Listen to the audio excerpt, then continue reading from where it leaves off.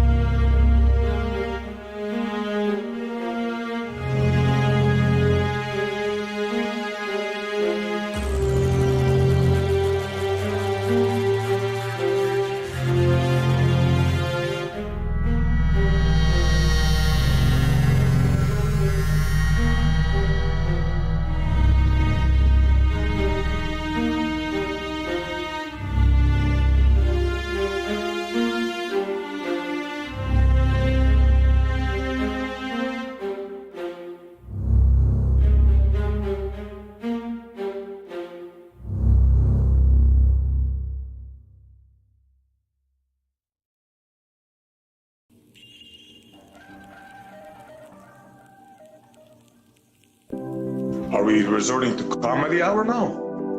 Obviously. Gravity. La La Land is reserved for special people that double speak, that say open is closed, closed is open. La La Land, we are in La La Land. Gravity. Obviously. La La Land, La La Land, La La Land, we are in La La Land. athlete.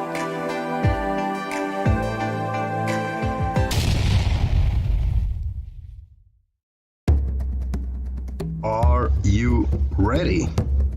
Call your mama, call your papa, call your friends. The festivities are about to begin. Boom.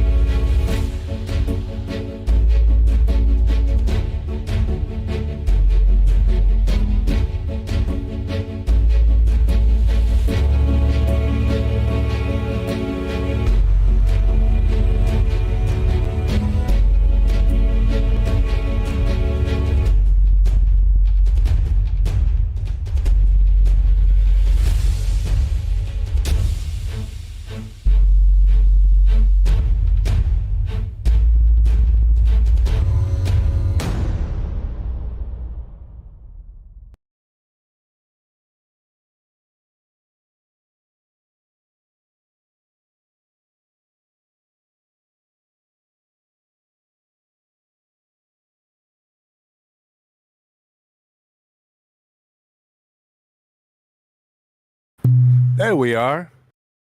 Oh, yeah.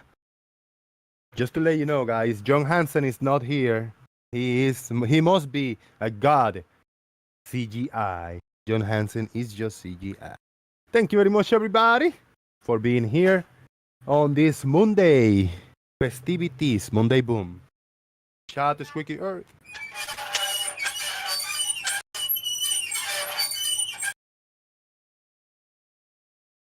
Hard stop. Thank you for coming in, man. 11 people watching, top of the show. Very good. Appreciate it. It is October. We are halfway in October, right? 17th of 2022.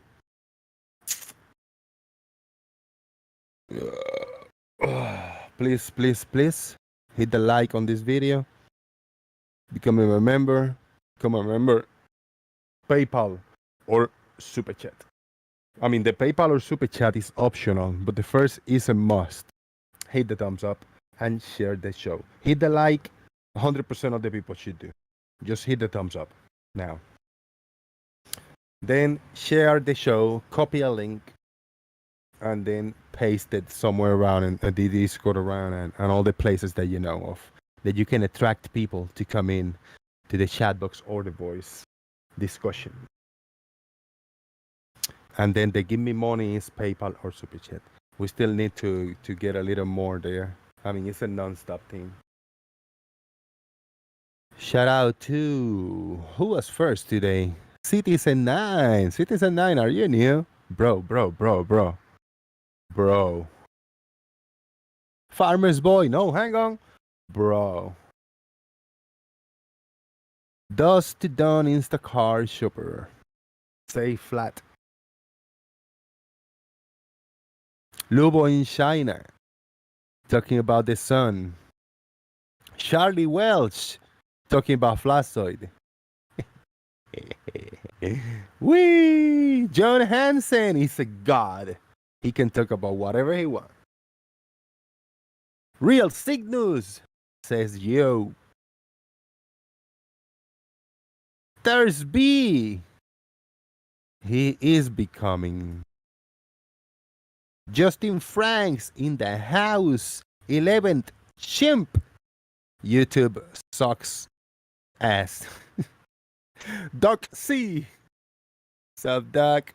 What up, Doc? Stevie Wilson. Still a dog.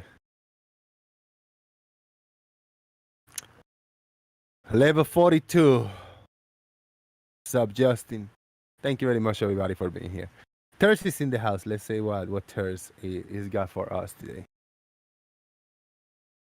Thurs, what's up, man? How you doing? You came in too early, and I haven't even. Yeah. I know you didn't want to hear me. I was not talking because I knew you were doing your intro. I was just chatting Yeah. the chat, mate. I'm just chatting the chat. Yeah, cool. I'm cool, man.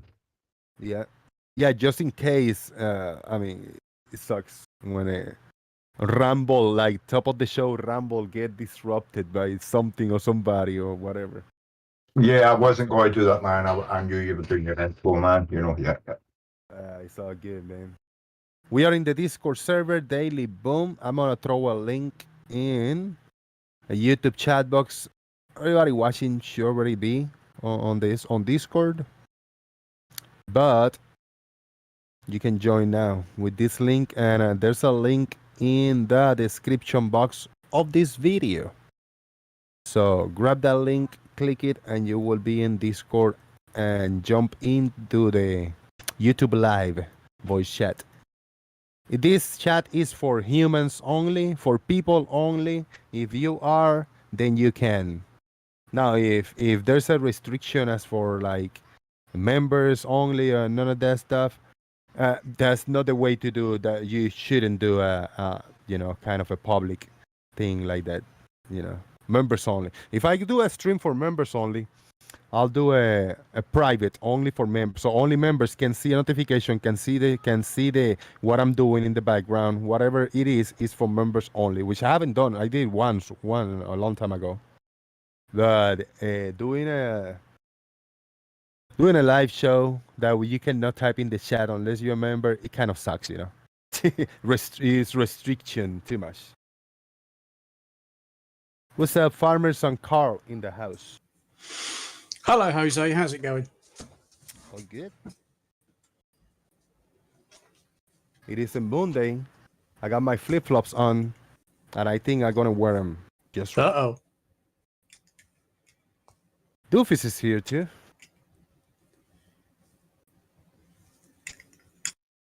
Hello. Had to redo all my buttons. Perfect. Everybody should click all the buttons. And shout out to Carl Christopherson for a free super chat because he earned it for being a member for 8 months. Boom! Shout out to you, Carl. Thank you, man. Appreciate it.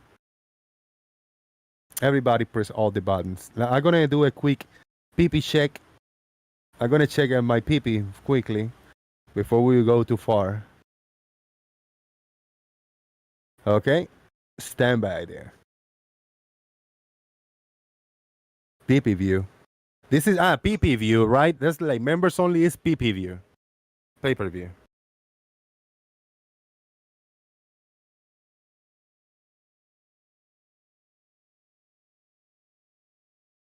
Doofus, what did you hear about the moon? I heard in the vines that someone told you something slightly different about the moon. You're probably going to have to refresh my memory because I just had a conversation about a bunch of other topics. But not the moon. No, I was told that the sun is a point source of light today, which I found very odd. Point source of light. Break that down, man. Point source of light requires a device that is casting that is throwing that light out. There's a point. I mean, it's got to be a physical point that is casting light. That's got to be either plugged in or activated by something, by whatever phenomena, right?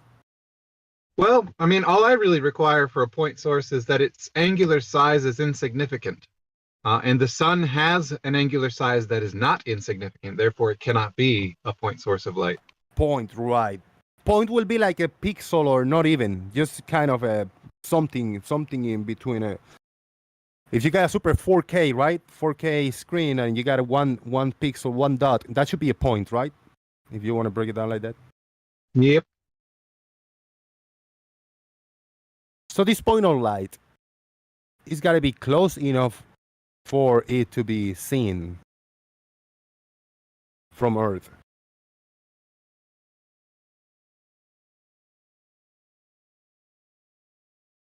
I give a shout out to Carl. Carl just gave me money on PayPal. PP. My PP has been touched by Carl Christopherson for $10. Thank you very much, Carl. Appreciate that. And also, but wait, there's more. Turs B. Turs hit me up on PayPal also, and he say, and I quote, PP for PP, peep, peep. Thank you very much, Turs. I appreciate that. That was a very heartfelt. Yeah, message you're right welcome, man. there. Yeah. What I don't get with people when they say, how far can you see? And it's like, well, if I'm looking along the ground, I can only see, I think people say it's only like 3 miles or something. But when I look into the sky, I can see millions of miles. And these stars are millions, billions of miles away, and I can see them. Why can't I see billions of miles across the flat Earth? Now this point, Doofus, if I got a point, which I don't know, I mean, I'm trying to picture in real life, do an analogy or use an example in real life for a point. Let's say I got an LED point, little point, very far away that I can zoom in with my P900, and there's a point of light, and will it change depending on the illumination, like the lumens of the device that is just throwing up light? Or help me out here, man. I don't know if you understand what I'm trying to say. Well, the P900 is going to kind of make it more complicated because as you're zooming in, your aperture is also changing.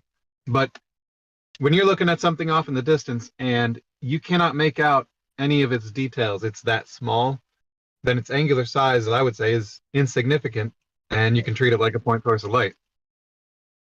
Right. But in reality, the sun, really a point of light? What the fuck? Well, That's what I was saying. if you were 1 billion miles away from the sun, it would be a point of light. And that's why the suns we see in the sky that we call stars, they're billions of light years away, and we see them as points of light. It just depends on your position and perspective. This is the sun. How can anybody say the sun is a point? I don't know. It's Somebody actually- was arguing the point that the sun was a point source, and they searched for. This is how we know truth seeker behavior. They put the phrase into Google, "The sun is a point source of light," so that they could find something that backed up their position. Now they of course did, but then they kind of ignored the definition of what a point source is. So it's fun. Yeah, if you're far enough away, say for instance, somebody's got a candle in a window and you're a mile away, that candle will look like a point source from a mile away. A single candle will look like a point source because you're a mile away.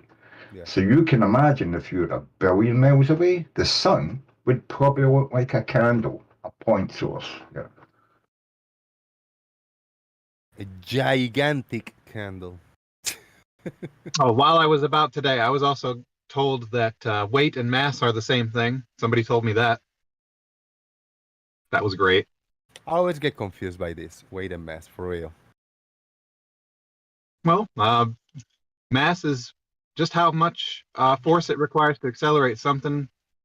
You can measure that independent of a scale. But weight is a force. Mass is just a number, a scalar, whereas weight is a force. It has a vector. It's got a direction that it acts on. Yeah, I mean, we can look at a gigantic lump of rock in the sky and we can calculate its mass, and then you can put a kilogram of lead on a scale and it will show you its weight. So there's two different things. But the lead mass has, the lead weight has mass, but you're weighing its weight. But the rock floating in space has mass, but you really don't know its weight because you don't really know what it's made from. You can probably tell that it's 10 kilometers by 2 kilometers roughly, but you don't know if it's got metal in there or if it's made of ice. And so you can tell its mass, but you don't know its weight. I would say the requirement for knowing what its weight is to know what it's nearby. If you can find out what an object's mass is, you can find out what its weight would be under the influence of whatever gravitational body it happens to be near. Yeah. But what I'm saying is you're not putting it on a scale, you're looking at the size of it and the interaction it's having with other bodies. Yeah. Let's say to avoid those factors, right? Let's do like we are on Earth. That anybody can be weighed. Anything that can be weighed, put on a scale and weigh it, like without leaving and putting your astronaut suits to breathe and none of that. Let's say from here to high in a mountain that you can deal with the weighing shit. Weight is a force, mass isn't. Mass is a property. Yeah, mass is a property, and that's why we talk about people's BLM, because we have to, do a little tests on you to find out how much fat compared to the muscle and bone, and then we can get your BLM. But some bigger people have, less fat but more mass, more weight. So you've got to take in that calculation what the mass is made of. You know what I mean? Not just how big it is. Right? I Not think I'm BLM. not talking about density now. Yeah, you wouldn't say BLM, you'd say BMI. Sorry, I just want to make sure you're aware of that. Yeah, and it doesn't matter what it's made of either. You're just worried about its mass. Yeah. Has anybody seen Stingray recently? Yes. He was around a few days ago. Yep. Yeah. Like 2 or 3 We days got ago.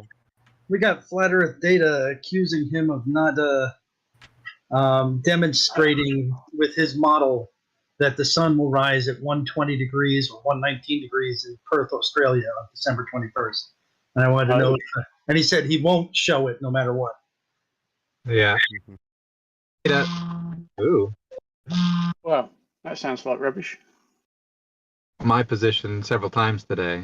So I don't really put any validity into anything he says if he's going to keep lying like that. I think we should already say, well, I'll show you mine if you show me yours. He said I could buy the book.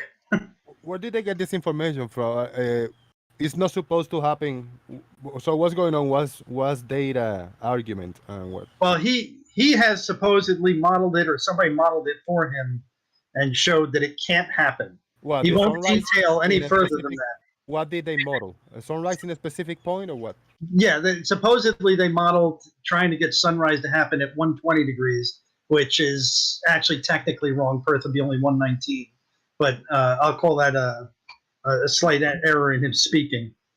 But he won't give the number for what he thinks that the globe Earth model should allow. I have to buy the book to find that out. But isn't that always the way with flat earthers? They're never going to show you their numbers, Can you have mass without a container? Yes. Yeah. Oh, sorry, gas. Yes. I certainly can have gas without a container. No, I was just apologizing because I just farted. I said sorry, gas. No, I'm just saying, I often have gas without a container. It shoots out my ass several times a day. So, Mojok, the sun is a point source. Oh, really? Yeah, point of light. Point source.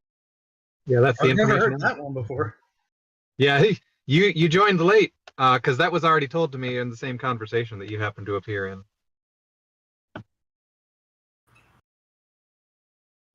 Yeah, let me see if I get Stingray. I want to see whether Stingray not willing to show something is unbelievable. Well, it's more a case of stopping him showing stuff, isn't it? Exactly.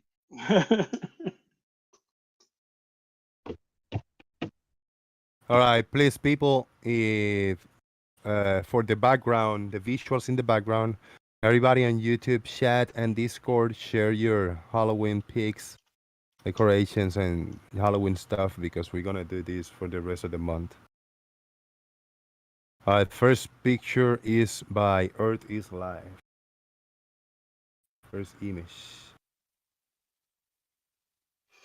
I'm not even gonna ask if that's him. Which it probably is. Just chilling. Michael Myers chilling around. I have a Halloween costume. My nephew, about time, my brother-in-law brought it to me last night. We were hanging out here till like 2:30 in the morning, me and my brother-in-law. He came in, he brought me a couple stuff, and we just drank a few beers and hung out for a bit. It was fun. And yeah, he brought me the Halloween costume. It was cool. He's really cool. Which I don't go out or nothing, but I guess I'll just use it for the show. Which at least people will walk by and say, whoa, he went full on retard this time. Not just kind of talking to himself there. I'm sorry, I shouldn't call myself that. Bad boy, Jose, bad boy. You don't want to open that door for that word. No, we don't. I'm sorry. That sure reminds me Anyway, some of the it's- punk girlfriends I've had in the costume. And you don't use the R word anymore. It's intellectually disabled.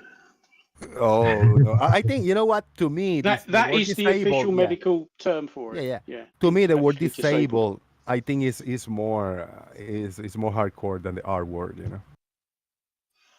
For sorry. Well, that is the accepted medical term for Exactly, because it's technically correct. So I think that's more insulting. When the other word is some kind of a fun, mockery type of thing, going on there. But using the actual term, yeah, that's rough. Oh, man. Shout out to Blue in the chat box. Gary, where you at? Hey, Chris Berry, I have a paradox for you. Come here. I have a paradox for you, Chris. The star paradox. Stars paradox. Oh, we can call it the moon paradox. Let's say the moon paradox too, because we in MoonDay. Just don't call it the Star Trails paradox. That's going to be a trademark for Jeremy over there for his moderation. Right. Gary's here. Gary, if you're listening, just say something that you're gonna hear my paradox, and then you comment on it if you want to.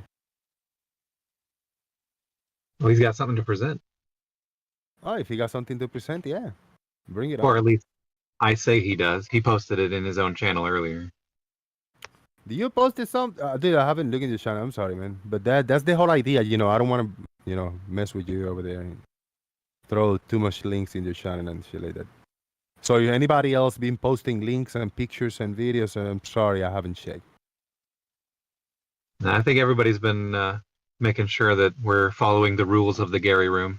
That's good. I appreciate it, everybody. Yeah, that's the whole idea. I mean, we got a bunch of rooms, everybody, including Gary. He can, in the Daily Boom, when we are live or whatever, I can type. I mean, you want to throw a link every once in a while, like something new, something you think is gonna shook our flip-flops off, just throw it in the chat, just holler at me. Hey, Jose, I posted a link, in your chat or whatever. That's all good. Chris Berry, did you join? Oh, no. And Gary, well, I guess we'll continue the conversation. You give me the heads up, I'll give you the paradox. What did Gary post? The planes? Something about planes? It's a short, yeah. Pilots. Yeah, it was from Jeranism. It's an unusual audience that I have. We actually did 3.5 hours with flat earthers. I've had bunch of physicists on rubbish here there. talking about. I did that. I regret it. I debated a flat earther for Yeah. about 2 hours, and I was like, man, pretty hard. I got him to make some progress, but it was not easy. I definitely got to go check that out. Is it on? Is it? No. You film? Oh, you did film it? It's It's on his channel. I didn't put it on my channel. Yeah, because I knew it would be too retarded. Is that I studied Gotti astronomy talking in the college, right? so I had There you go. and I had went through and I Sounds had like answers him. to every single one of the things that they brought up. And I You're actually one of brought those them up. ball Earth guys. Yeah, exactly. I'm one of those globists. And I had answers to every single one of the things that they brought up. And once you break the speed of sound, it's pretty fucking noticeable. Why don't you ask this guy? Once you break the speed of sound, which is what you'd be doing, it's pretty freaking Nobody in the noticeable. plane would know. Nobody in the plane would know. Absolutely. Nobody in the plane would know, and they're flying over the ocean. Nobody on the land would know because you're out over the ocean. Lieutenant, would you know if you broke the speed of sound? I mean, you're not going to know from like a sonic boom or anything in the aircraft, but Right. like you're talking about your dials when you show your approach to transonic region, like airplane design. It's an unusual audience that I have. Oh We my actually God, did 3.5 that's a hours lot with of flat earthers. I've misunderstanding. had physicists on here. Of course, you would not. did You that. would I not regret know. it. I debated a flat earther for about 2 hours, and I was like, man, Isn't that If you're outside, you would know the sonic boom. If you're outside, you would notice sonic boom. Inside the plane, you wouldn't notice. Yeah, but isn't that the definition of breaking the sound barrier? Creating a sonic boom. Yes, but you don't hear it in the plane. Yeah, Because the sound is behind you. exactly. The thing that's interesting about this particular clip is that it carries on. I could hear the guy continuing to clarify. While you don't hear the sonic boom inside the aircraft does, the vibrations on the aircraft increase dramatically. You feel it. You feel the sonic boom. You don't hear it. You feel it. Yeah. That was cut out of the clip. You guys are missing the entire point. Hi, let's not tell us what's going on there. Well, the point is he was interviewing another guy who was a supposed pilot, and he was making fun of Jaron and Weiss because he was saying they would hear it, and Weiss and Jaron were saying no, we wouldn't hear it.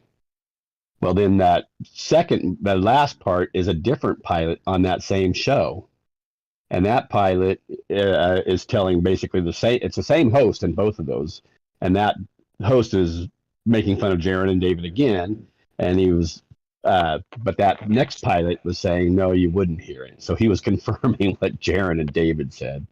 But they are The first missing whole pilot part of screwed the up. clip, man. It doesn't matter. He's afraid. Confirmed what they It said. matters a lot. hear He it. didn't finish talking yet. He confirmed that you wouldn't hear it. That was the whole argument. You wouldn't hear In it. the plane. That's what yes. Jaron and Weiss said. The first pilot said, you would hear it. He was making fun of them, saying you would hear something. He was making fun of them, saying you couldn't break the sound barrier in the plane without hearing it in the plane. That's so the second pilot confirmed that Weiss and Jaron were in fact right. You There's wouldn't hear it. only one pilot. The guy who was No, saying, look at the thing. There's two different pilots. Yeah. The first That's one, there's Michael two different Sartain. pilots and two different interviews. Gary, let me hear. Look at Let it. me You hear didn't what watch it very Farmer close. Let me hear why Farmers thinks it's just one pilot. Let's hear his argument. And Right. In that short that you posted, there are two clips from two completely different videos, both of them hosted by this chap Michael Sartain, who isn't a Yes. pilot. So that first clip, he was just talking to somebody else who isn't a pilot at all. He's got nothing to do No, with the other flying. guy was a pilot. Hold on, The let other me guy hear- was a let me hear it, pilot. Gary. Let me hear. No. Let me hear the end of his. Yes. Let me hear his In- argument, Gary. In the second clip, there are four people. There are Michael Sartain, there's David Weiss, there's Jeronism, and there's an F-18 instructor pilot called Adam Butel, and it even has his Instagram link in the description. He is a real F-18 pilot, and he instructs other pilots. He was the only pilot out of the four people in that second call. Well, then we'll just say this. If I could be wrong on the first one, I thought the first one was a pilot too. But even if that is the case, it doesn't matter. It's just two globies basically laughing at Jaron and David, saying you would hear something, and they were telling him no, you wouldn't. But and then when he tried to make fun of him with that other show, that other pilot right in front of them confirmed they were correct. You wouldn't hear it. That pilot, no other pilot. That pilot, the first Yeah, one, apparently was Yes, the one in the there's only second one clip. pilot. Yeah. The one I know, the one in the second clip. Then I'm saying I could be wrong that the first one was. I thought the first one was a pilot. I only listened to it once, real quick. Wasn't really paying that close attention. So that's fair. So there's no contention. Maybe the first one thought he was right, but not being necessarily a pilot is like where does the way goes? Where the word of a non-pilot or the word of the pilot? The point is, it was two globies sitting there laughing at Jaron and David, saying you would hear something if you broke the sound barrier, and David and Jaron were the ones saying no, you wouldn't. So the Globies were making fun of the flat earthers, saying you would have to hear something.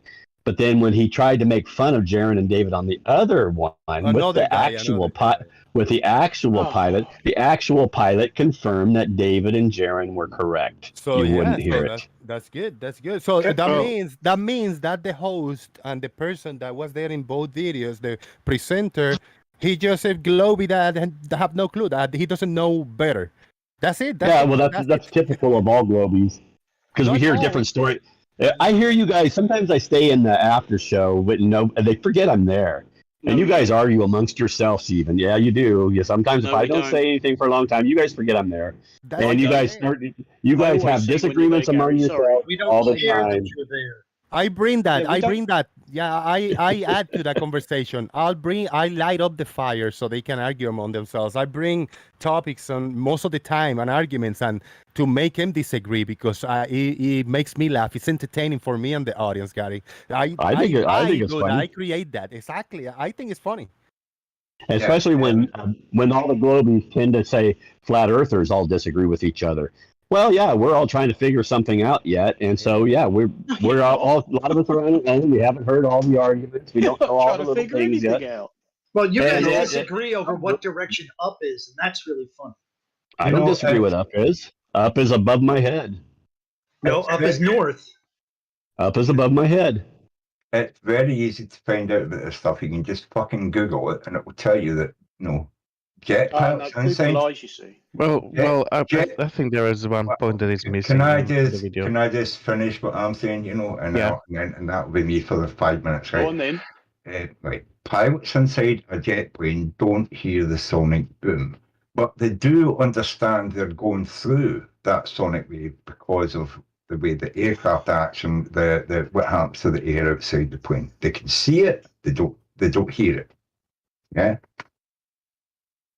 Well, I also heard that the plane rumbles and vibrates heavily, which would they can feel it. They don't hear it. Yeah. Oh, that would be a sound that the aircraft is vibrating. But they're not hearing the sonic boom. They're feeling the airplane shake. I got a comment. Gary, you see, that's the beauty of it. We're just normal people talking. Don't have to agree or disagree with each other. We're just talking. We're just figuring shit out. I got to say hi to my buddy over here. You guys got the floor. Yeah, one thing, Gary, you didn't mention. The first pilot was talking about passenger plane. The second pilot was talking about fighter jet plane. There are two different designs. The first one is not designed to break the barrier of the sound, so you would definitely hear the vibration of the plane. It will be fucking noisy inside the plane. The second one said he wouldn't hear it because he was flying the fighter jet that was designed to break the barrier of the sound. Yeah, if you Google it, you'll see what pilots who have actually broken the sound barrier have experienced. They can see the pressure waves around the plane, but they do not hear the sonic boom. There was only one pilot. You had two clips from two different conversations, both of which hosted by Michael Sartain. The first guy was Richard Hart, creator of Hex.com and Pulse Chain. He's very, very rich man.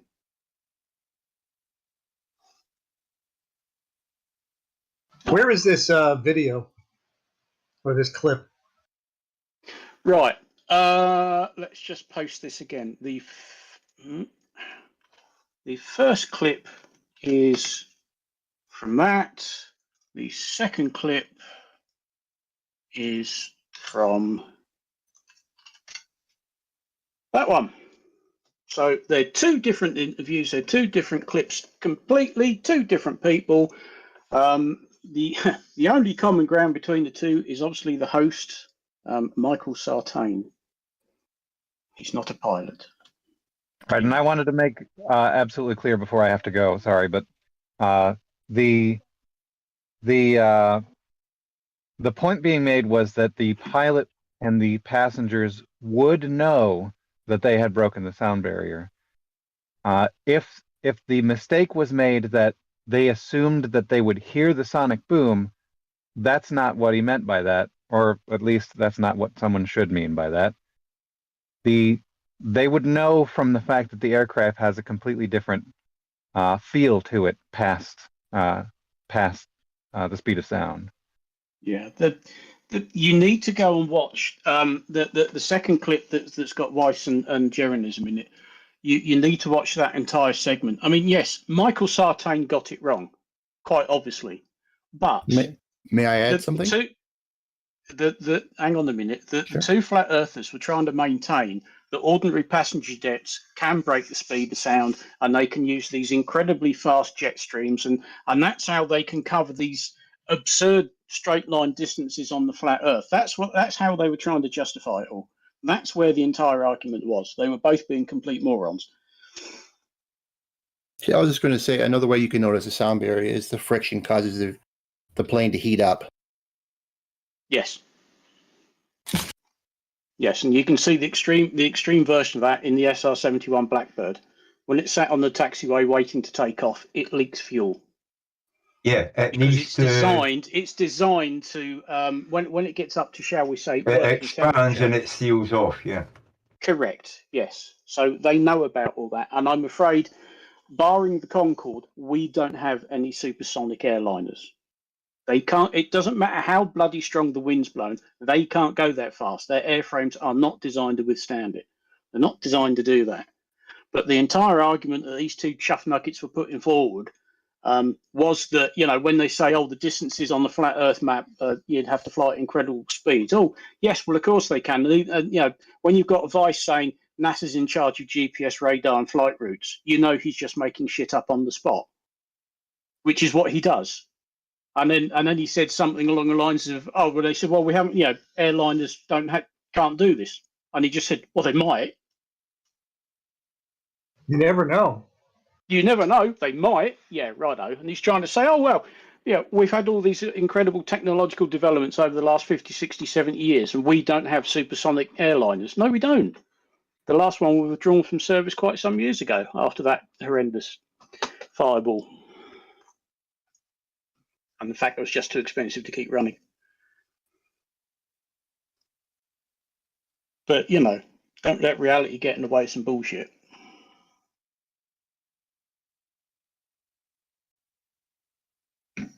Yeah, no, I don't care what technology you have. The airframe, the design of a Boeing 747 just is not a mock aircraft. Well, none of them are. None of the new Boeings, the Airbuses, any of them, they are not designed to fly at supersonic. We are talking about aircraft that go supersonic, and we're not talking about a Boeing 747. Not even talking about Concorde, because it doesn't exist anymore. But people in the air, you know, the air industry who fly, you know, jet planes for the military for a living that break Mach 1, sometimes Mach 2, they will tell you they don't hear the boom, but they know they know. Sometimes they know when they break the sound barrier, because sometimes they say, as Bruce said, you don't always see it. Depends on your height and, you know, the density of the air around you, you know, humidity and all that. But you're going to see that shockwave, you know, in your plane and feel it as well. We do, what we were talking about was commercial aircraft going above Mach, because that's what the flat earthers are claiming. We don't know how fast they can fly. Yes, we know a 747 cannot go above Mach. So that was the question I was answering. Yeah, I don't think any commercial plane goes above Mach. None of them. None of them. There is 500 miles an hour, in that's the top whack, you know? Yeah. Yeah. The only one that did exist, as we all know, was Concorde, and that's no longer being used. They're all museum pieces. What they're talking about is, oh, well, to get from South America to Australia, there's some really fast wind that pushes the plane up to 1,000 or 2,000 miles an hour in order to get it there. No, yeah, going by their like statistics of, you know, the planet being a big flat round disc. And to get there, rather than going straight the way we think they do around the curved Earth, they've got to go all the way around the edge of the Earth. And it's like, yeah, to get there, you have to be flying like 1,400 miles an hour. And planes just don't do that. Well, show me a helium balloon, a weather balloon, moving 1,000 miles an hour or 500 miles an hour. You don't see it. Then I believe it. No, the There question is is no what is- 1,000-mile-an-hour winds going round the Earth. There just isn't. You know what I mean? Yeah, the question is, would the 1,000 miles per hour wind cause a sonic boom? No, I don't think. Even if you were flying through that at 1,000 mile, if you were flying at 1,000 mile an hour through a 1,000-mile-an-hour wind, unless you're going against that wind, you're never going to get to the speed of a sonic boom. You know, God. The 747 would fly backwards in that wind. Yeah.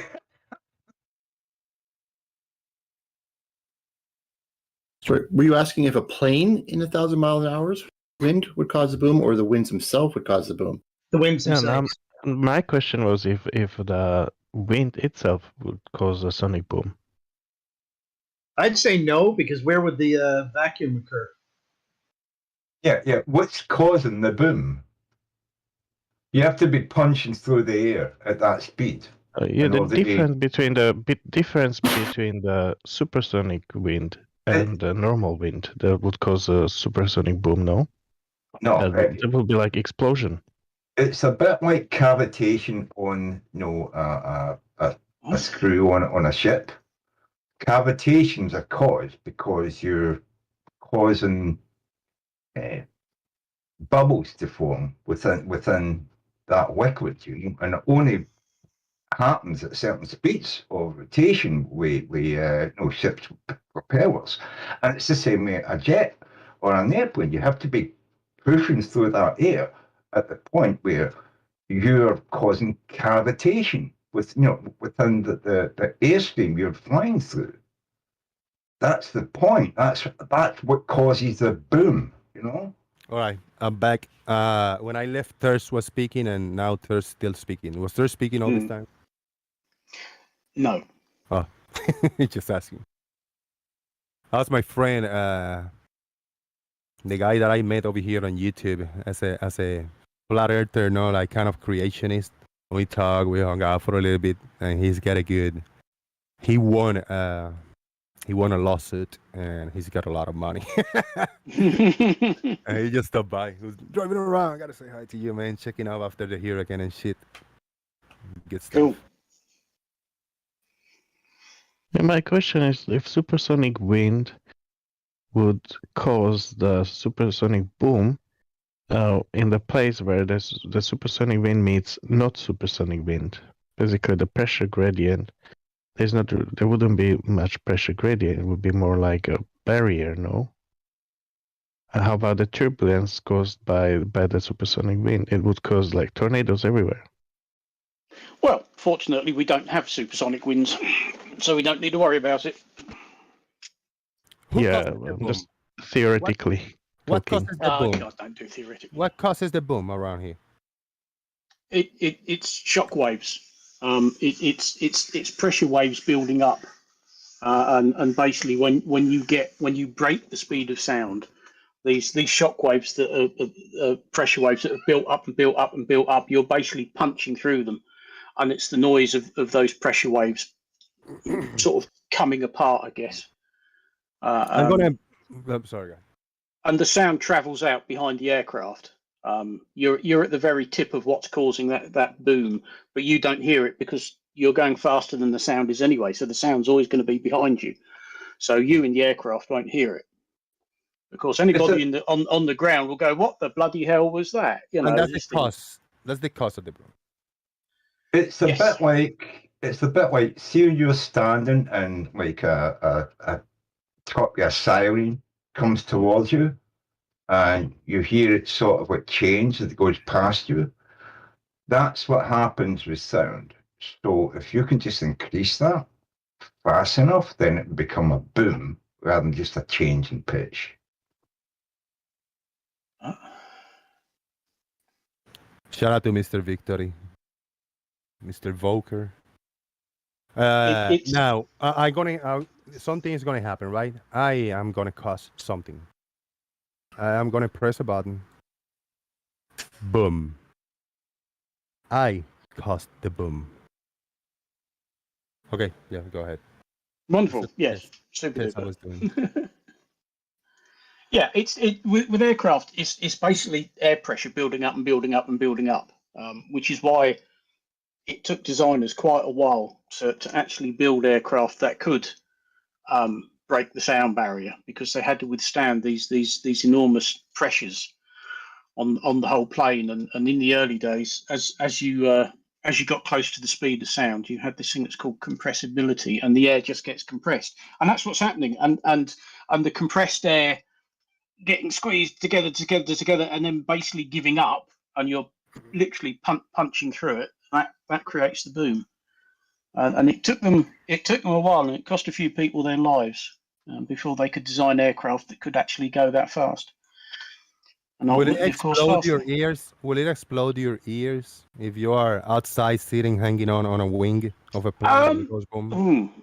Well, no, if I you're would on the say wing for of the sure. plane, you yeah, I don't know, because obviously that can't happen. But of course, what it does do, and this is why they generally ban pilots from breaking sound barrier over land, is it'll break your windows. You know, that's happened before.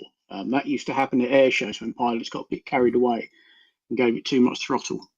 And that's why Concorde never got up to speed until it was out over the sea, and then they'd, open the stops up and go for it. Because if you break the sound barrier over land, that boom, if you're low enough, that's enough air pressure to break windows and things. Okay. If you'll be on the wing, I think the pressure difference would actually tear you up. It probably would, but of course that's never going to happen, is it? I'm holding onto a wing, right? And the plane takes off, and I'm just holding for dear life. I pull my belt, I throw it around the wing, I put it around my waist, and I just click in the third hole. After my belt is in the fourth hole, right? As I'm holding on my wing, the faster it's going, I'm holding on harder. I pull my belt out, throw it around the wing, click it in the third hole. So now I went for 4 holes in my waist till the 3 holes in there because it's tighter, very tight. And then it start going faster until it go boom. What will happen to me? You wouldn't hear anything. You'd be dead because you couldn't breathe at that speed. Why would I be dead? Why would I be dead before I hear the boom? Because you couldn't suck Parts air of your in at body that would be speed. torn off. Yeah. Parts of your body would be torn off, Jose. Because of the speed of the plane? The pressure difference. It's like explosion, being in explosion. Yeah, but let's say that this airplane is going only, I don't know, 500 feet up, and it's just an area, topographical area that we can get a boom this high. So there's no pressure that I'm going to be breathing because it's high enough for me to breathe. It's not about breathing. It's about pressure difference between the where is the sonic boom and outside the sonic boom. Can you imagine the air rushing by you so I don't understand fast that that pressure you couldn't, your lungs couldn't breathe it in because the air is just going past you so fast? Your lungs don't have the pressure to suck that air in. Is that it? Because the air is going too fast, so I cannot breathe the air. You would just start a walking. You wouldn't be able to breathe at that speed. I cannot understand what this pressure difference. I thought pressure difference is the higher you go, the lower pressure you get. Now you're talking that in a height above the earth, there's going to be a pressure difference horizontally as I go away. I mean, levelly. I'm thinking the Venturi effect might have something to do with it. It's like in being in constant explosion. In the middle of explosion for a long time. But there's no fire involved, or will it be fire? No. The explosion, the boom from explosion is caused by the pressure difference. So it will explode my ears, like my eardrums, because it's so loud. It wouldn't tear my body apart. Actually, if you were sitting right in, you didn't get blown up by the jet wash, you would be living in a vacuum. But there's air. Nope. Not in that. There's an envelope behind that airplane, behind the surfaces, that is no air. But I'm not behind the airplane. I'm like next to the airplane, holding onto the wing. Then you're going to have huge pressure on one side and the vacuum on the other. It's still going to mess with you pretty bad. No, doesn't add up. I don't get it. Or maybe you open your mouth and it blows you up like a balloon and just explodes your lungs. You know? You guys cannot explain it. I cannot understand it for real. I promise I cannot understand what this pressure you speak about is. You can't imagine traveling at 700 miles an hour and try to take a breath at 700 miles an hour. Just, I mean, either your lungs would blow up or you just wouldn't be able to suck that air in. It's going past your mouth too fast, you know? You guys have to do it so hard. I wanted to know, right? Okay, let's do the same exercise. When I'm holding on and the airplane is going faster, I pull off my back pocket a mask, a little mask that it goes over is covering my, I got goggles now. I'm plugging, my ears plugged. I'm covering my nose and mouth with this mask that is got a little pipe, and I'm breathing now normally. Now you're breathing like... Now that's the question. What will happen in that situation? Will I be able to hold that sonic boom? What will happen to my body? Will it tear apart? Will it explode? What will happen when the sonic boom? I don't know. Nobody's ever done that, you know. To a normal body. That's what. But I'm talking. What do you guys think, knowing about the physics and behaviors and the body and all that shit? Well, I'm gonna have to modify your pipe a little bit because if your pipe's behind you, it'll have a direct vacuum on it. It'll suck your lungs out. If it's running horizontally to your direction of travel, it'll have the Venturi effect, which I guess would suck some of the air out of your lungs. And if it's pointing forward, it would inflate you like a balloon. No, but so you don't want to. So you don't hold on, Moyo. You don't want to get to the point then that I am able to breathe now. You don't want to get. You want to get stuck there. Let's move on. Let's say I can breathe for some whatever reason. Just imagine he's in a spacesuit. I'm still talking. That for whatever reason it does work and I'm able to breathe. What will happen when the boom hit, when the sonic boom? Will I feel it like is it a layer going across my body or something? So kind of like you just stuck your arm out of the aircraft and put it into the sonic boom area. Well, just imagine he's in a spacesuit tied to the wing. What would happen? This is an interesting thing to think about. What would happen if you were tied to the wing of a jet that's going to go sonic and you're in a spacesuit tied to the wing? Sonic boom, right? What would happen when it hits that, that magic speed? And I don't know. Actually, there've been cases where pilots had to eject from the supersonic jet, but only few. I think somebody could Google it. I cannot really Google it from here. So what happened to the pilot that ejected with the ejection seat? How are they called? Well, in the early days, some particularly in the US, some of the aircraft were designed with exactly that in mind. One of them, I think it might have been the Hustler. It had this protective shroud that would drop in front of the pilot to protect him from the wind blast as he ejected. And then certain other aircraft, like the F-111, the entire front nose comes off. So you and your buddy sat next to you don't eject separately. The whole front of the nose and the cockpit where you two sat in it comes off and comes down on parachute. I think that was designed that way for the same reason. What if they've got to eject at supersonic speeds? All right, according to the to Quora, the front of your skin would start to boil because of friction. And they don't talk about the back of it. I guess the heat and the air going so fast through you just burns you.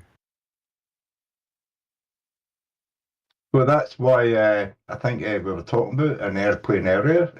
One of the very high planes the Americans made, it was made of titanium, and it used to leak on the ground, and it needed to heat up in order to expand and seal all the leaks. You know what I mean? Yeah, and, that's the Blackbird. We covered that about 15 minutes ago.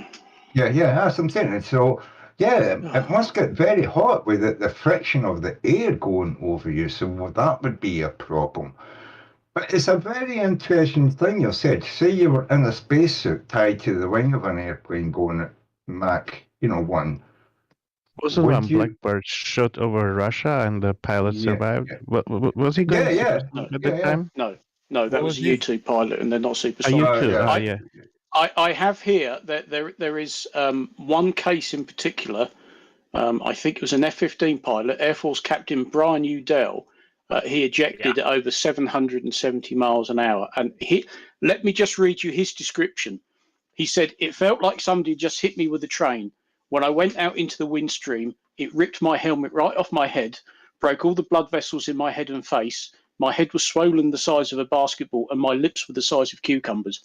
My left elbow was dislocated and pointing backwards. The only thing holding my leg on was an artery, the vein, the nerve, and the skin, and my left leg snapped at the bottom half." What is this Kind of a- blackbird we speak about? There's Kind many of kinds of an blackbirds, experience. including black swans. What is this blackbird we speak about? The SR-71 Blackbird. Oh, I thought it was a crow. No. No, the very, very fast American spy jet plane that they don't use anymore because they don't need It's to. too expensive. My neighbor is trolling Well, me now. My neighbor is they can do trolling me, everything cutting with- wood. they can do everything with satellites. But yeah, he ejected and survived. His WEPS guy who was sat behind him didn't survive the ejection process. But yeah, there were back in I think it was probably the late 50s and into the 60s. They were designing sort of shrouds and things that would drop down in front of the pilot to sort of protect him from the absolute blast of jet stream as he ejected at high speed. It sounds like he's just a whiner. But he was being torn in two by the wind, you know.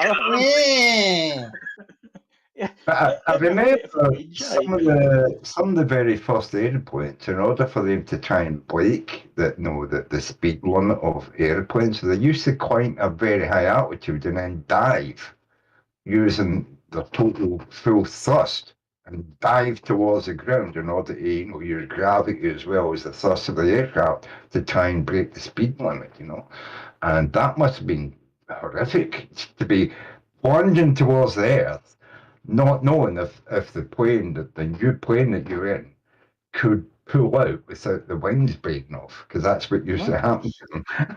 That's the life of a test pilot.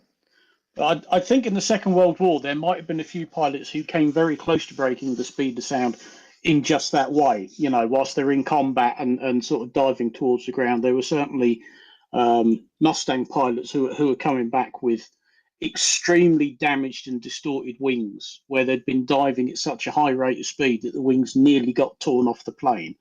I'd heard something about control reversal. I think they thought it was control reversal, but it was actually some of the control surfaces would actually be trying to maneuver inside of a vacuum, and therefore they would just stop working. Yes, that'd be designed for it. They were encountering all sorts of problems that they'd never really encountered before because, nobody had really flown that fast and until they start sort of getting closer and closer and testing it, and then finding out all sorts of weird things can happen. Well, that's why they stopped making big flat wings and they started using short swept-back wings in order to have maneuverability at very high speed. I would like to ask about the U2 pilot that got shot around the Russia. Was he flying supersonic? Also, they fly very high, like 20,000 meters. You can think of the U2 if you think of it as a glider with a jet engine. They're designed to fly it extremely. They thought they were flying high enough that they couldn't get shot down. Well, they were for a long time. Well, for a long time, until a certain the guy you're thinking of is a chap called Francis Powers. Is it Francis Gary or Gary Francis Powers? And yes, he was shot down, and they kept him locked up for a few years, and then they did one of these, spy trades, as we see in the films. You've got one of ours, we've got one of yours. Let's do a swap, and you can have him back. But yeah, that was a bit embarrassing for the US because they thought they could fly pretty much with impunity over Russia, and the Russians knew they were there. and struggled to do anything about it. And yeah, then they shot him down. But no, they're definitely not supersonic. I mean, I used to watch them fly by on a semi-regular basis, and you look up and you go, oh, look, it's a U2. And it's almost like you look up 10 minutes later and the bugger's still there. You think, well come on then. Okay. They don't fly very fast We at need all. to do a shout out. We need to do a shout out to the 33 people watching. Thank you very much. You are all Illuminati confirmed. Thank you very much. Cool. Appreciate it. A big shout out to everybody. Please vote on my poll. Only 37 votes, but there's a poll on screen that a lot of people have voted, and it's by another channel. Guess what content creator, what Glover and Flatter Debunker have posted this poll that we get in this answer? Is the global religion? We got a small bar for yes, a big bar for no. The numbers are 27% think that the globe is a religion. 73% says no, globe is not a religion. Which satanic glober put up this poll up? Well, let's see. It's none other than Flatsoy Perspective with 199 votes. Shout out to Flatsoy. His polls are his poll. I didn't see that poll. I seen a poll and I voted human. So yeah. Hold on, Thurs. I didn't finish my shout out. I took a pause, but I'm sorry. Big shout out to everybody watching, the 33 people watching. Hit that like. Give me your money. Marcus Dresden just said it with a lot of stars around it. Give Jose JG your money. What are you waiting for? PayPal is the preferred method of money that I will accept, and Super Chat is I will accept it the same way, but will be the second method of choice by me. I'll choose both, Super Chat or PayPal. And share the show. Join us on the Daily Boom Discord server. Now, go ahead. I think we should have another survey. Should you give Jose some of your money, a lot of your money, or all of your money? Let's see a vote on that. By the way, Jose, your sound went off, so probably that's why you felt disturbed. We just didn't hear you. Sorry about that. Microphone check. Can you hear me? Yes. Check. I have something to tell here. I think, Formers, you should know this. Wasn't there a pilot shot down in Vietnam, hold as a POW, and I think he, during like a interview, did the Morse code with his blinking with his eyes, torture or something. Yes. Yeah, when you're supposed to do like reading some sort of statement from the Viet Cong or something, I suppose. Yeah, I can't remember the chap's name, but yes, the Vietnamese were quite fond of parading the fact that they'd got, downed US pilots and such like, and they were prisoners of war. This particular one, I've seen something on it. They got him to read the statement out, and as he's reading the statement out, he kept blinking. And the Vietnamese didn't twig what was going on, but when you actually looked at his blinking, he was blinking a message in Morse code. The guy's name is Jeremiah Denton. Oh, imagine, guys, being in that room, like you're the one, like everybody's going out for coffee, and you're the one looking at this. You're an assistant in your 18s or something, and you're left in the room and like, oh, he's blinking some kind of, it's weird blinking. What is this? And imagine to be in that room realizing what he's doing, like that epiphany, that moment. That has to be something incredible. I'd like to find out a little bit of the backstory and how did they actually find out he was doing that, and that's fascinating, I think. Yes. Yeah, no, it is. What I find is today, if you were captured by the Iranians and they were parading you and you were blinking in Morse code, I don't think there's anybody today in our government or American government that would recognize Morse code. They would be looking for a Twitter fucking handle. But it is kind of these days. You have this, like a sign language you can do on TikTok when women are in distress. They're like a hand signal for, I think it's violence in domestic violence or something, and people can pick up that. So there is kind of, even today, a signal you can do in that kind of fashion. Signal you're in distress. Yeah, as I said, I don't think MD would recognise Morse code today, and you would have to be giving them a bloody Facebook page or a Twitter account or something. You remind me of the pepperoni pizza girl.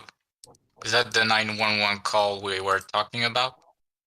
Yeah, sort of. That's it. And I think there is another, actually, a physical sign you can do if you're filming some kind of TikTok movie. You can do some hand signal. 100% sure, but there's something in that too. I think it's the same kind of stories that pizza call. Always take a look at it.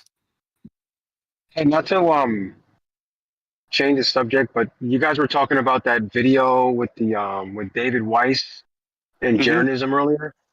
Yep. There was a part of that video that I clipped out, and I'm probably going to use. He talked about how when he was, because you know how they like to say that there's no GPS over the ocean. Yeah. But there was a part where he said, "Well, yeah, absolutely, there's GPS over the ocean." He said there's two GPS devices on the plane, and then he took his personal GPS on the plane and put it like on the dash, the airplane, and he was able to record his ground speed with his civilian GPS. So I thought that was pretty cool. No flat earthing. Oops. Speedy I Gonzalez. I love it how these guys rely on GPS, but they deny its existence. You know. Yeah. I bet there's some flat earth taxi driver using GPS to get you to your destination. Some Uber drivers delivering your food using GPS. And he's a My flat favourite earther. one was Travis. When he was taking all these observations down at the beach, he actually, and he's the one who says, oh, the Earth is flat. There's no curvature. The Earth is flat. He took a bloody photo of him holding his Garmin GPS receiver, and I've got the photo somewhere. It's receiving the signal from something like 6 or 7 different satellites, and yet, according to him, the Earth is flat. But he's using a GPS that's getting signals from satellites. I've got a similar picture of Jay Tolan Media in an airplane with a GPS receiver on his cell phone. Yeah, I remember that. No, and satellites don't exist. They're coming from towers on the land, and yet people sail around the world in ships, and small dinghies and boats and all that, sailboats. They race around the world, you know what I mean? And they use GPS to be tracked. Terry, don't be silly. It's underwater cables that they're connecting to. They stop and plug in every now and then, The trained dolphins that have receivers. The goddamn Russian dolphins again, is it? Yeah, I'm gonna finish watching that discussion between David and that guy. I like that guy. I actually subscribe to his channel. I like the way that everything's time stamped. Yeah. Which is quite useful. Every single bizarre bit of bullshit that either one or the other comes out with, time stamped. Yeah.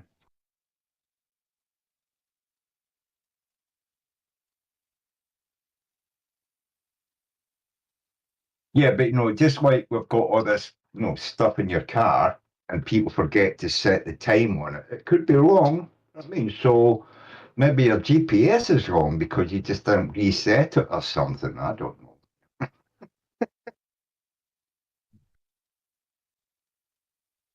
My mom always says, "Stupid is as stupid does."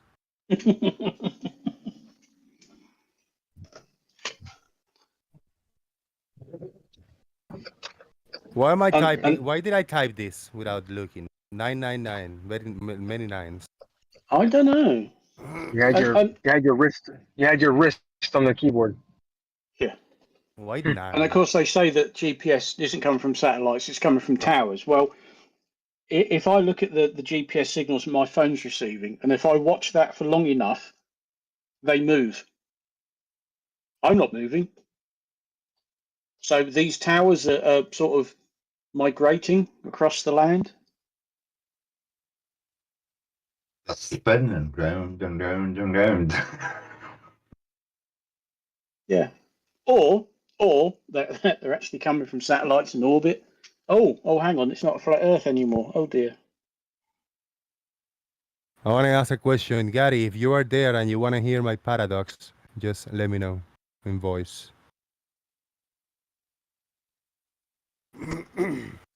Fire away. Fire away. Here we go. All right. It's called the moon paradox. I have 2 cell phones, 2 cameras, right? I put a cell phone in front of my window. If I stand in my house in front of the window and I look up to the sky, I see the moon over there, right? Oh, Not up no. straight up, but up. I look out. And I put my phone recording and I hit recording. And I zoom in a little bit on the phone, whatever I can, and the moon is right there in the center of the screen. And I start recording. Now, I start walking away from the house to try to go really quick, running across the street and back. So I hit recording and I start running while looking at the moon, and my head is locked on the moon. And I'm looking at the moon, and as I'm running, I'm not turning my head. I'm not twisting my head back and forward. My neck is like right there like with a fitting, with a necktie. I crank my neck in a necktie, right? And I start running. My neck never turn. I go across the street and I switch my neck to the other side, and I run back, and my head is locked with the moon. And when I get back, I'm recording this also, by the way, just with the phone, just pointing exactly in my neck.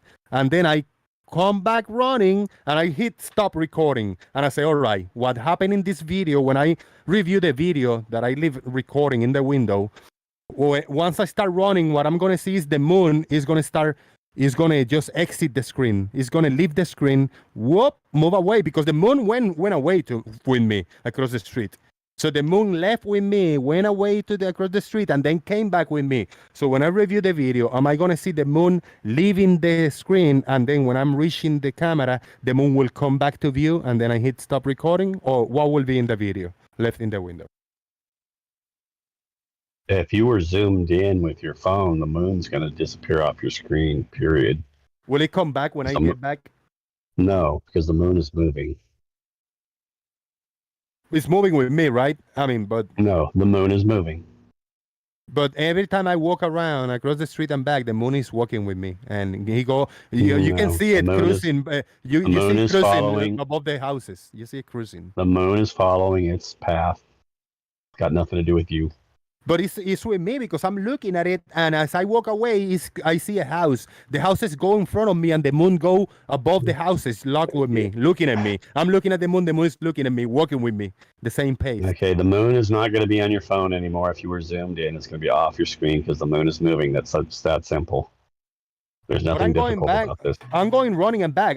When I zoom in, Doesn't matter. The moon is moving. You have a telescope? I done that, and the moon is still on screen. He doesn't have his phone. Hold on, Gary. Hold on, guys. I want to explain it. I zoom in at the moon in a sense that it's not all the way zoom in, that the top and the bottom and the left and the right of the phone is on the moon. I cannot do that with the phone. What I can zoom in is the moon is going to be in a center point in the phone, and it's going to be roughly there. When I recorded my P900, I zoom into the moon all the way. It takes 5 to 7 minutes, the moon to traverse the skies. Or let's say 3 minutes. So I'm going running across the street and back in a minute. That's going to take me a minute if there's no traffic. That's all it takes. So when I go if you're zoomed in, you're focused on a narrow field of view because you are zoomed in, right? The moon's going to move off your screen. Has nothing to do with you. It's just moving. Chris Berry, do you understand my paradox? It's like a telescope. You have to keep moving your telescope. If you just got a simple telescope like I have, you got to keep moving it because the moon will go off the screen. So then you move it a little bit. Gary, it takes like 3 minutes for the moon to move out of. It doesn't take very long.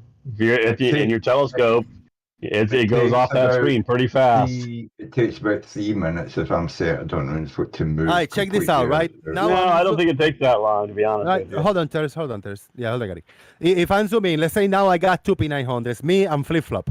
Jose and flip-flop next to each other, right? I say, all right, let's zoom in with the P900, free-handed. So we're going to zoom in certain, okay, now, run now. And he's running to the side like a crab, running to the side, touch the other house and come back. What does he see on the camera? The moon is locked right there. Well, it might still be on your turning. screen, but it's not going to be in the same part of your screen. It's going to move. It's The gonna moon take moves pretty 10 fast seconds. across your screen. It's 10 It does. seconds. It's going to move. It's still going to move.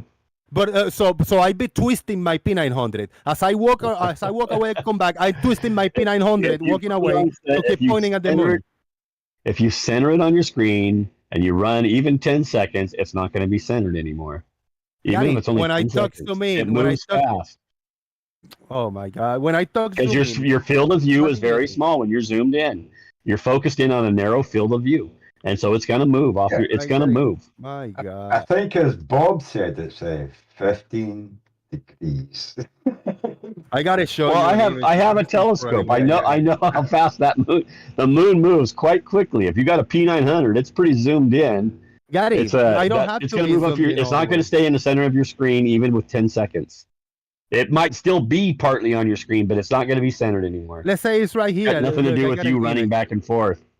But if I walk across Okay, the but street, you know I what? This come is like back. one of those pointless arguments. I'm not even going to argue. With Okay, perfect. Now, Chris, if I walk across the street, I come back, and my neck is locked into the moon, and I walk and come back, I don't have to turn my head. I don't have to turn my head up and down or left or right to follow the moon. The moon is there with me, walking with me away, right? That's a parallax effect of your natural vision, but you're zoomed in with your camera. It's a whole different thing. The moon is moving. It moves at like X number of degrees per minute. It So depends. if you're zoomed in, When you're zoomed in, it moves off the if you're screen quicker than your natural vision. Hey, Mary, I don't know if you can hear other people talking, but yeah, it would be nice if you actually let them. Your field of view with your P900 zoomed all the way in is about 1 degree, isn't it? No, it's more than that. It's like half a degree. I don't know. I'm not zooming all the way, for fuck's sake. The moon will always be there, even if I wait 10 minutes. The moon is going to move from left to right in 10 minutes, yes. But roughly in the 1 minute that I'm going to go across the street and come back, the moon is not going to move much. What I'm saying is, as I go across the street and back, the moon is following me. It's with me. The moon is with me, walking with me. Like if I had a chain with the dog. It's with me. So if this camera is recording stay in the house, the moon cannot be there. Once I walk away, the moon should leave the screen, go with me, and then when I come back, the moon will come back to the view on the camera because the moon was with me a minute ago. Are you stating this as a fact for Globies? Yes. No. Yes. Okay. That's a me. That's a fact I for will me. remember this. That's I a will fact for remember me, this. for Jose, for flip flop. Hold on, Gary. Let me state it Jose very well. controls the moon by looking at it. Yes. It Jose. follows Yes. Jose. Not the Globies. Not the Globies. Jose says the moon follows him. Whether he goes back or forth doesn't matter. The same thing would happen. The same thing would Typical happen if Globey. you're looking at if you got your camera looking I'm at not a building. Globey. I'm Jose. I'm flip flop. I'm not a Globey. The So same whatever thing would Glover happen if you got your say camera is hold on, pointing at Eric, it's live. Last point. Whatever Glover say, that I don't necessarily have to agree with them. They don't necessarily have to agree with me in this point. I got my voice, and this is my point. Not the Globy's point. It's my point. Well, everybody on here seems to agree with you, so you No, review. everybody is It's agreeing with the me. typical. It's the typical Globey. It's the typical Globey standard of what they think is reality. Agreeing. No, Gary. Hold on, Yeah. Thurs. Hold on, Hold Thurs. on. Earth is live. Go ahead. It was your Hey, turn. Jose, are you saying that the moon shouldn't be still in the camera's field of view? No, it When you shouldn't mo- be. when No, you- the one. No, it shouldn't be because the camera is sitting in the window in the house, pointing at the moon. But as I walk away, the moon go away with me. Therefore, the moon is gonna leave that field of view in the camera. Are you in the trolling, house. Jose? Are you trolling? Yes, Come on, Yes. man. Just follow my lead. He's- Follow me. he's Follow trolling, me you're here. right. It's called the moon He's the paradox. typical Globey. I mean, the same thing would happen if you have your camera pointed at, I don't know, a building All I can or, see or is something really far away would kind of make this do the same effect. You mean Or like Guys, Well, some flat earthers you have personal sun and personal moon. It's a good point against some flat earthers. Look, a flat earther said it better than any of us. He discovered the 15-degree drift pattern. That's it. There is nothing you can track across the sky from horizon to horizon at 15 degrees per hour. Period. Except everything in the sky. There's The nothing stars? that you can track Everything. What are you talking about, from Gary? horizon Come to on. horizon at 15 degrees per hour. There's nothing. Come on, Gary. There's nothing. How did you He's determine trying this, to Gary? show Come on. he's really smart sun- and knows what a king's rate is. Because he knows. Well, the I'm refraction correct, aren't I, occurs right at Bob? the Aren't I, horizon. Bob? Bob, I'm correct, aren't I? No, you're not. Does anyone else agree with you? No, ask Bob. Bob just spoke up. Let Bob speak for Bob. Gary's trying to play cute by calling into account the king's rate as far as the refraction at the horizon. Because yes, objects do refract upward a little bit when they approach the horizon, which is to be expected. So it's not exactly 15 degrees, but he thinks he's cute by pointing that out. So it's not exactly as if he knew, when it gets to the as if he knew what it was. Bob, if it's let's say we're near the summer solstice and I'm in the northern hemisphere, can I track the sun at 15 degrees per hour? Will it be beyond the horizon if I track it for 15 degrees per hour? You wouldn't be tracking the sun. In the particular part of the Earth and on those conditions. conditions. Yes, you can. It depends on the field of view. The only issue you have is right at the horizon, and you are indeed tracking the sun at 15 degrees Well, the per hour. sun in my summer is up. At the horizon, you are still tracking the sun at 15 degrees per hour. However, No, you're it's not. refracted upward a little bit and appears in a slightly different spot. But That's you cute. are That's indeed cute, Bob. pointing at the sun. So, but anyhow, Bob's confirming I am Gary, correct. hold on Nothing one can be second, hold on tracked one at 15 degrees from horizon to horizon. Gary, I guarantee if you had a telescope, right, that could track in 360 degrees and you set it on the sun or any other star in the sky, and you set it there for 24 hours, it would remain locked on that object for the entire time. Well, if you're tracking a star, it would have to be faster than 15 degrees per hour, right? Why would it have to be 15? Yeah, because the stars are sidereal time. They're going to be. They're not a 24-hour time. It was slower than 15 degrees per hour. Yeah. Right at the horizon. No, it's faster. You would have to track faster because they're going to turn let me ask, at 20. let me ask They're someone going to be that in the actually same owns- spot as the previous night every Gary, 23 hours, 56 minutes, 4.1 Gary, let me seconds. ask someone that actually owns a good telescope. Bob, am I correct in what I said? Somewhat correct. Yes. Somewhat correct. Well, let's ask Gary what he's he's talking absolutely about. correct. He's pretty No, correct. he's absolutely correct. Got him. And I'm not worrying about the tiny fraction of off of 15 degrees per hour to account for the sidereal day. Am I being hype man now? Got him. Even Eric, even what the are you sun talking doesn't about? turn Why at a don't you perfect like 24 this? hours a day. We confirmed that the other day. Remember, Bob? We're not worried about 0.2 seconds of a drift. You know what I mean? I corrected More you than the other day. point- more yes. than Did you 0.2 hear what I seconds. said? I corrected you the other day. Did you learn anything from my correction? You didn't correct me at all, Bob. Okay, so you didn't. There you go. No, Gary So the- doesn't listen. All right, guys, can we? The thing that you could do, Gary, No, is you he can actually knows buy he a can't great track the telescope. sun at 15 degrees per hour from horizon Gary, to have you got horizon. check him Hold on. out? Have you got check him out, Gary. Gary? Have you I don't got have you to Hey, know this. Hey, Bob and you- Wolfie actually have a video saying you can't. Yeah, but don't Gary, talk you about can bullshit. actually You don't know buy a anything. decent. Hold on, Gary. You can actually buy a decent telescope and test this. All Why right, don't for you do that? anybody listening, I'm not going to stop talking. Or because you it can started watch raining. Bobby and The weather Wolfie might talking take on down Bob's the internet. video. I'm not sure. I hope it doesn't. But if it does, the show just go blank. That means that the weather just took a crap on me. So I'm just trying to anchoring here and hold on as long as I can. Carry on, guys. I got a question for Chris Berry. Chris Berry, you typed a comment, but I'm confused. Do you have a question somewhere earlier that I missed? I give you the chance to jump in, man. Talk to us for a minute. What are you talking about? You type like, am I somewhat correct Glover's answer of choice. Oh, that was a comment. I thought you were asking a question. I get it now. No, it's just funny. I get That's it what now. Earth is Life said. I just gotta laugh. What do you think What did about I my say? example, Chris? Is it so silly? Or Wait, what did I say? what do you think asked about Bob if you were somewhat correct. Yeah, because Bob owns a telescope and I don't. You're either correct or you're not. There's no somewhat correct. People, let me That ask could be- Chris Berry about the paradox. Let me ask Chris Berry about the paradox. What do you think, Chris? Is it too silly? What's the paradox? I didn't hear it from the beginning. I put the phone pointing at the moon against my window, looking at the moon. My phone hit recording. Phone is looking at the moon in the sky, right?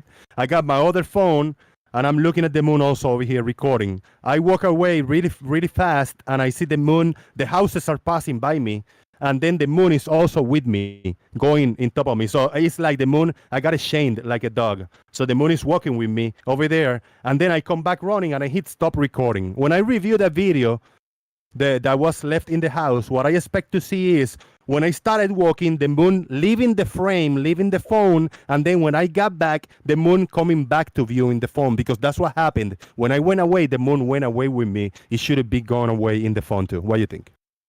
That sounds like a flat Earth paradox to me. Hold on, it's my paradox. It's my moon paradox. Chris Berry, what do you think about that? That's not a paradox.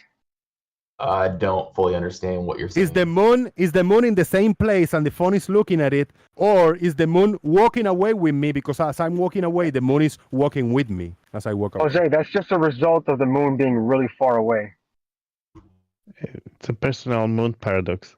Chris, Yeah, it's a that was two personal- people, but Chris, go ahead. I'm sorry. It's a personal view. It's like if you're driving, and let's say you're driving at a pretty quick clip. Like let's say you're going 100 miles per hour, right? For example, or you could just be doing 60 or 70 on the highway. It doesn't matter. And it's a clear night and the moon's out, and you see the moon reflection on the ground. Okay. As you're driving, that moon reflection is just going to follow you. Yeah, Right. man. Actually, the moon, if you got the little car camera pointing to the side, and the moon is like right there in the viewfinder always as you drive very fast. Yeah.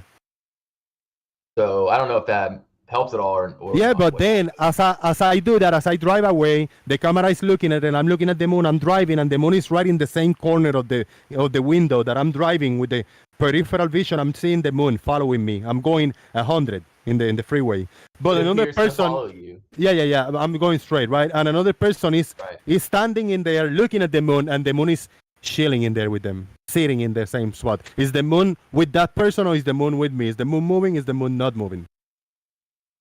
That's Well, the no, paradox. It's your personal movement that's It's my making personal it moon. your movement. It's your personal movement that's making the moon appear like it's moving. I got but a it's not you question. moving. I got a question really quick. Like I'm about to get out of here, and then I'll be back.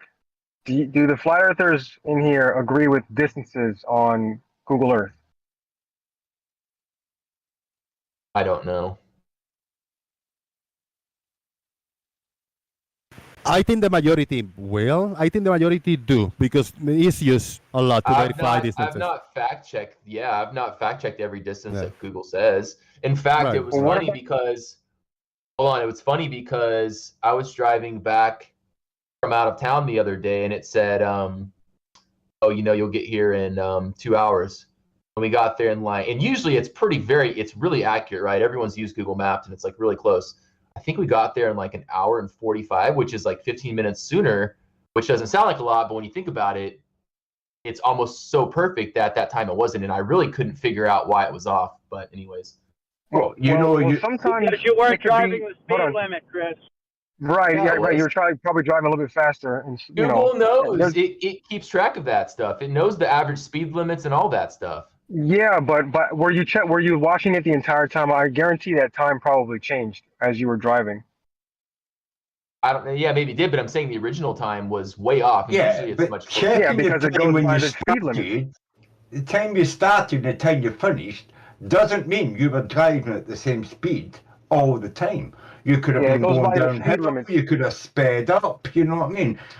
Maybe It's not the just that, average it also speed takes- you'd have got there at the time, but then No, you it also drove a takes wee in bit account the faster, traffic you know what I mean? situation. Usually it takes in account traffic situation. So if there was traffic jam when you left, but the traffic jam cleared up when you Lots of arrive at stuff, a place yeah. of traffic jam that could really affect your time. So again, do you agree with Google with like measured straight line distances on Google Earth? Well, we know that the elevation profiles in Google Earth are wrong. Well, what I'd like to say, Chris, is Yeah, that's hold on, Tears, please, hold on. I mean, straight line distances. Do you agree with them? I don't know. I haven't done any Like testing against them. let's say the Chicago skyline argument, 50 something miles. We can see. Do you agree with that distance? I guess. Okay.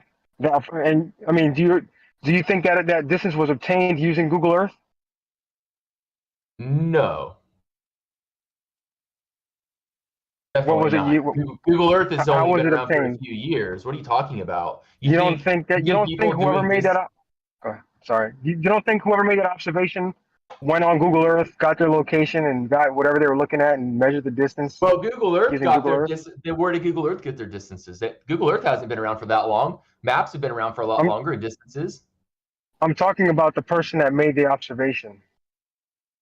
I don't know where they got their distance. Maybe they used just a generic map. they're using satellites. What about all the we see too far observations where it's 21 miles and laser tests and all these things? What about those distances? You think those were obtained on a regular map or Google Earth? I have no idea. I mean, you can go back and watch a lot of those. Like what's the you one can go guy's back name? and watch them.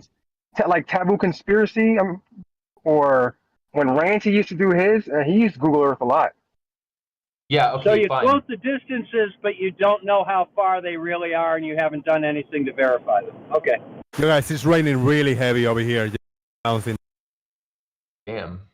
It's raining really heavy here, too. Well, I hope you don't get rained out, Jose. I hope you. That's what I say. I hope I don't have any I hope internet you can hiccups. Stay on, man. I hope you can stay on. Yeah. I'm just gonna mute and leave you guys talking. Hopefully the internet don't drop. Distances on Google Earth? You cut out. Gary, do you agree with distances on Google Earth? That's what I was trying to say, Earth's wife. Like, no, Chris Berry is saying, well, it told me it's going to be this time to get from here to there. But did the distance change from where you started and where you finished? Is the Google Earth miles between your 2 points of travel what you would expect to travel, no matter how long it took you to get there? Because, I mean, you could have stopped off for a pint, or a coffee, and that would have added time. But how many miles did you drive? Did Google Earth tell you it was 96 miles and you drove and it was 96 miles? That's what we're talking about. Well, aren't there two different mile values? There's miles and there's nautical miles and statute miles, first of all? No. When you're driving your car tells you it could be kilometers. I don't know. If you got a kilometer or a mile, I mean, you drive 96 miles. It says in Google Maps, it's 96 miles from here to where I am now, to where I expect to get to. And then you drive it, and it's 96 miles. Because you can zero your counter, can't you? And then you can drive it, and then I tested this. I drove to the store, and you know how you can set the trip miles on your car, and I drove from my house to the store, and it was like 2.6 miles, right? And then I went on Google Earth and I traced out that distance using the measuring tool, and it was exactly the same distance. All right, Chris Berry and Earth is Live. You need an extra minute or two to finish your point. Let's go on mute, guys. If you're Babel and Chris, go ahead. Yeah. I have a point. Whatever you use distance, whether it's Google Earth or anything else, or maps, or whatever, you said it yourself. We see too far, so there's no debating whether you're using Google Earth distance or not. It doesn't matter if you see too far. So there you go. You said it yourself. Thank you for that. I've never seen too far. Earth is life. Why I cannot see the sun? Why I That cannot see didn't the sound sun? like Beeble. I say go on mute if you're not Beeble or Chris Berry. Beeble and Chris Berry, take the floor. Well, that wasn't the point of the point was to see if you agree with distances on Google Earth, not and all the distances on the we see too far arguments. Not like I'm saying, oh, I agree with the we see too far, but the distances that are given and all those observations, do you agree with them? Because most of those distances It doesn't matter. most of those distances were obtained using Google Earth.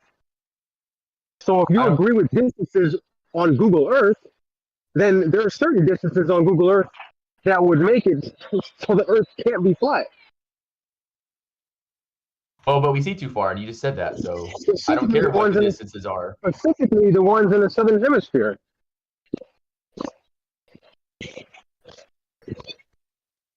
You know, I don't know if he's changed his position, Ranty, but someone mentioned him a minute ago.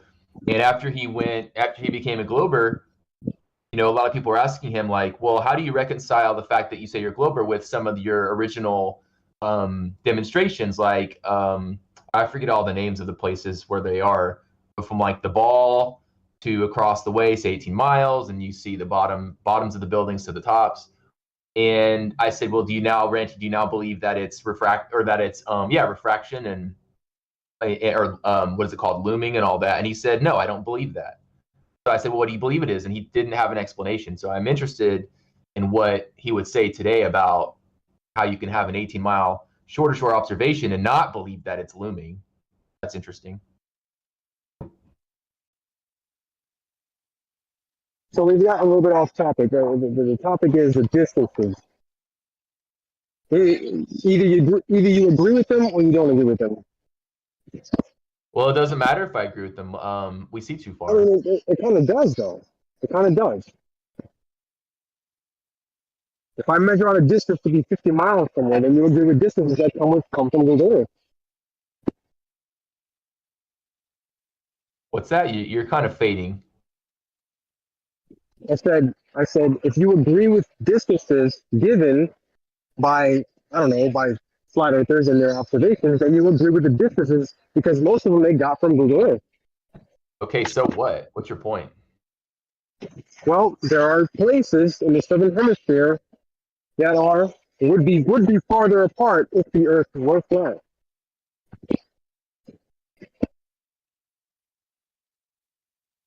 Yet the measured distance, the measured distance is a lot closer than it would be on flat Earth.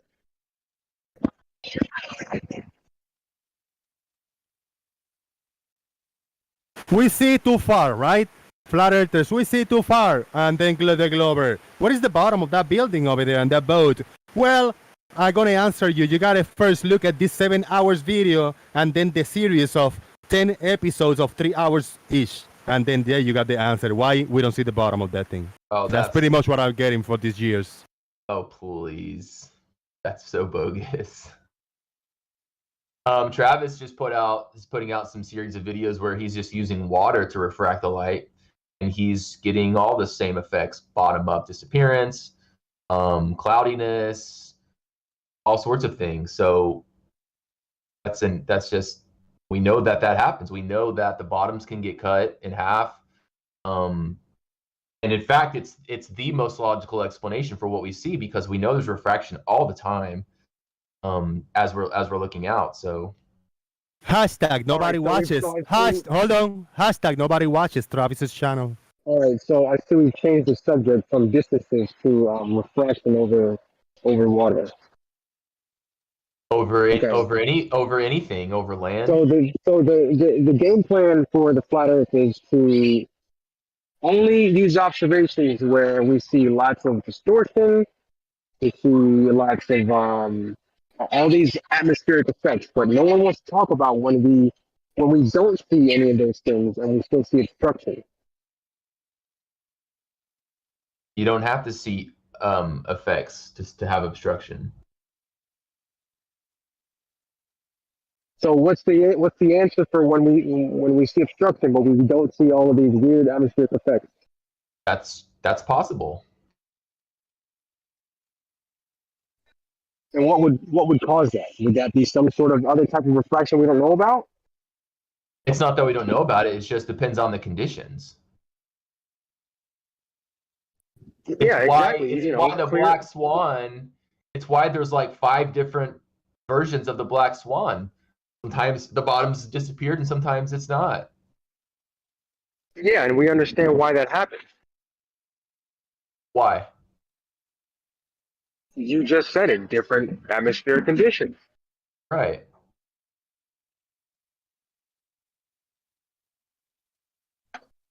So we understand over water, we're going to get all those wild different conditions, which is why we wouldn't use observations like that. We want clear observations where we can see whether or not things are being obstructed. You did that, didn't you? I'm sorry, say again? You used observations over water, didn't you? Yes, but I don't. Do I ever see weird atmospheric effects in my observations? Well, that wasn't what you just said. You shouldn't use observations over water because of refraction. No, I didn't. No, I didn't say that. I said we could use observations where we see all these weird atmospheric effects. That's not what we want to see. We don't want to see the effects. We want to see what we can see without those effects. Well, there's always effects. Even if it's minuscule. Yeah, we want those minuscule effects, right? Isn't that what we want? With clear observations? That way we can see whether or not the water is obstructing objects.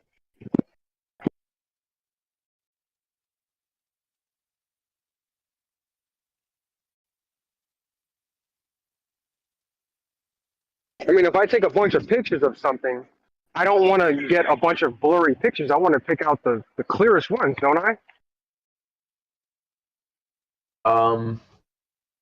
Sure. Are you saying are you saying all yours are all perfectly clear? Yes, the majority of them, yes. Interesting. So when I look at them, I see a lot of haziness and fuzziness on the buildings, and the lines aren't straight. They're crooked. They're bent lines. Do you see interior mirages? What's that? Do you see any miraging, though? Like heavy miraging?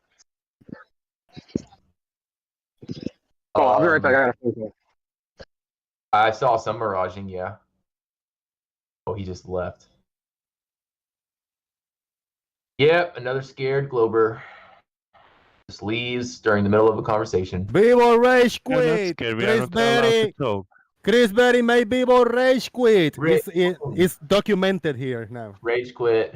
Rage Quit Vivo by Chris Berry. Damn, I'm a hype man. I have a question. Can I get a question in? Yeah, go for it, man. Yeah, go. What did everyone think of Bev debate on Res Rhetoric versus some guy named Ryan? Didn't watch it. I watched Anybody watch Perfect. it? Somebody who watched it? Yeah, please. Bev is just a Poe. He's not really flat earther. He knows the Earth is globe. He's just trolling. So when he says he's not a flat earther, but he doesn't think the Earth's globe, what do you think he means? He's a glober, but he's a glober. He just plays with the words, so flat earthers would believe him. Why would he just do that, wants though? For Poe. Chris, I'm not a flat earther anymore, but I'm not a glober. I think a glober is a person who knows a lot about the mainstream science and try to promote it and defend it and all that kind of shit. I'm not one of those. So I'm not a glober, neither a flat earther. What do you think about that? No, it just means glober to me just means you think the Earth is round and really a sphere. Round isn't a shape. It can be a 2D surface, right? So technically it's not a shape. It's a sphere that's 3D shape, but I understand what you're saying, but I think there's no tag for just the globers. The globers are just normal people. What I call the globers is the debunkers and these people who do debate and all that kind of shit. Those are, to me, the globers. The other are normal people, and then the third category is flat earthers. So there are 3 categories. Just the normal people, like normally believe that the Earth is a globe because we are born in it. There's the flat earthers and then there's the globers, the ones So what's against Bev? the flat That's my earthers. question. That's my question. But Bev is a flat earther because he doesn't believe, he will never think the Earth is a globe. He thinks it's flat, but I know he says he's not, but what he talks is about a flat level plane or whatever the argument it is. If it's not a globe, if the water fine is level, if you think level is horizontal and straight, he is a flat earther. The Earth is flat if the waters are just straight, flat and all that good shit. Right, but he'll say Earth isn't flat because there's like mountains and he doesn't like the tag. Everybody knows that there are humps and hills, but he doesn't want the tag. He doesn't want to be categorized as something. That's why he wants to separate himself from that. There is a few people who they'll argue against the globe, but they don't want to be called flat earthers. They're sort of like, they'll say, well, it's not round, it's not a globe, but I don't know what it is. And yeah, when somebody say definitely not a globe, when they say definitely it's not a globe, I mean, it's either concave or flat. I mean, or else. Yeah. I saw the debate, and at the beginning, straight away, first 2 sentences or 3 sentences, he said it was a lie. First, he said it's his first time to debate. Bullshit. Everybody knows he debated with FTF and with other guys. Everybody knows that Mr. Sensible called him to debate so many times, and he said, it's so nice to be finally invited to a debate. Bullshit. All right, Chris, you had He's just straight liar, man. You got it. Chris, go ahead. I mean, I answered your question the best of my abilities. When somebody say Earth is definitely not a globe, but they propose that there's no curvature.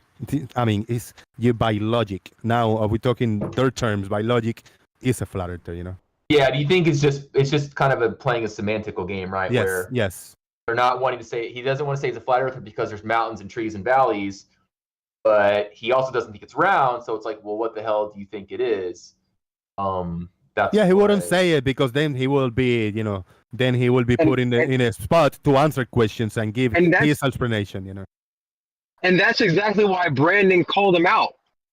I remember that. Well, I put a video out about that, but yeah, Brandon called him out. Like, look, you're doing a test to figure out, are you doing this test to figure out whether or not the Earth is a globe or not? And he would never give a straight answer. No, but even people who think the Earth is a sphere of some kind believe that there's valleys and mountains. We don't dispute there's valleys and mountains, but that doesn't detract from the fact that on the whole, the Earth is some kind of sphere. It is so to easy. say it's not a sphere, and it is so easy, Thurs. Yeah. So mono like dimensional, uni or monodimensional Bev argument. Earth is definitely not a globe. The level is horizontal, and horizontal means a straight line and flat. That's it. He doesn't want to branch out. He doesn't want to concede or commit to Earth being flat as a whole in the big picture or the waters or whatever he intend to say, because you will never move past that point, because when you say the Earth is flat, he gonna want to talk about hills, valleys, and he gonna go back to level is horizontal, and horizontals mean straight and flat. That's it. There's nothing else for Bev. And then when you mention the word curve, when you mention the word curve, he'll say, "What curve? Where? What curve?" It's Bev against the dictionary. Bev against definitions. That's pretty much his approach there. He's a pantomime. No, he debates against the dictionaries and against definitions. Some of they're starting to jump ship over there. DP left. Cleary left. Who else left over there? I stopped listening for about a month ago. I stopped listening because it's so. Yeah, Cleary's gone. He doesn't. I guess they got into it. I don't know what happened, but these guys, they argue against the globe, but they don't argue for a flat Earth. And a lot of them now are even saying they're not flat earthers. They believe in something else, and I don't know what it is yet. Magic. Now, where you at? What's your party piece over here, Chris? If one calls you a flat earther, you can argue the point, but at the end of the day, you don't believe the Earth is a globe, so that makes you a flat earther. You know, from whatever category. Is that fair? Yeah, I think so. And all I would say to Bev is, you know, okay, you say it's not round, but you say you're not a flat earther. So then what does that really mean? Or what do you think it is? And he would say, I don't know. He's just going to say, I don't know what it is. And I guess if you want to have that as your answer, that's fine. But it's just so, you know, I don't know. It's just not, this is not a fun answer. And then when I was listening to him on that debate the other night, I'm like, this is exactly why being in your own Discord hole and not going out, this is what you sound like. You sound like an idiot because you keep saying things that you say within your Discord, like everyone else in the rest of the world knows what you're talking about. And so the whole conversation was like, what are you talking about? You know, like, what do you mean?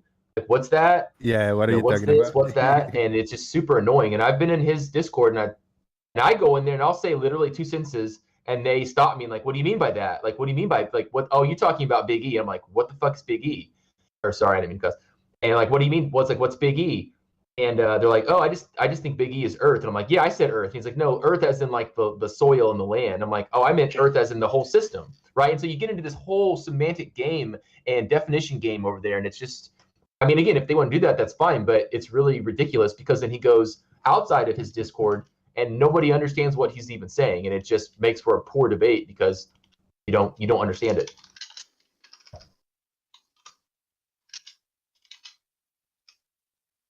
Yeah, it's getting burned, man. It's so silly because anything I brought one time. I thought I was gonna have a voice for a minute. He said, "You got any point?" I said, "Yes, I got a point. I got a thought experiment over here." "Ah, no, we're not doing that."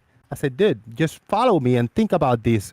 I was ever able to make the point. I don't know what point was, but sometimes you just gotta think outside your box, about outside your. I could probably do a thought experiment. I did with you, Chris Berry. This is the silly moon thing. I mean, what's wrong with that? You can laugh at me. You can tell me I'm ridiculous or dumb, but you don't have to shut me down and not allow me to present any point. If you claim having an open panel and allowing people to present their points, right? Well, it's very culty over there, and I've said that, and I've been over there a bunch of times, and they don't like me coming in because I don't tolerate their bullcrap, and I push back. And, you know, I get yelled at when I go over there, and it's usually, what's his name? I can't remember his name. He's like in Louisiana on a boat, usually. Rakia, yeah. Be Rakia life, yeah. And, you know, Rakia used to be cool. Like, he was always calm and collected for the most part. And then now he's over there in Bev's channel, and I go over there, and I just push back a little bit, and I question what they're talking about. And then Rakia jumps in and he's like yelling and screaming at me. He's like, "Why are you even here?" And I'm like, "Cause it's fun to talk, you know, and to debate." And the Bev's like, "Debate? Like, this isn't a debate." And I'm like, "Hey, well, it's a conversation, whatever, right?" And so it's just like it's just constant pushback, and it's just honestly, it's really just gotten out of hand. It's gotten very culty over there. It is hard to move forward, and progress in the conversation. I agree in every single platform, but if you really want to keep the box of the topics and the point that you want to talk about, and you don't want to entertain anything outside the box, I mean, what's the point to inviting people wanting to talk to them? Over here, we talk about all kinds of. Why don't you leave flat Earth? We talk about all kinds of shit in here, you know. Yeah. If you want to have a normal conversation, why don't you leave flat Earth? It's just bullshit in there.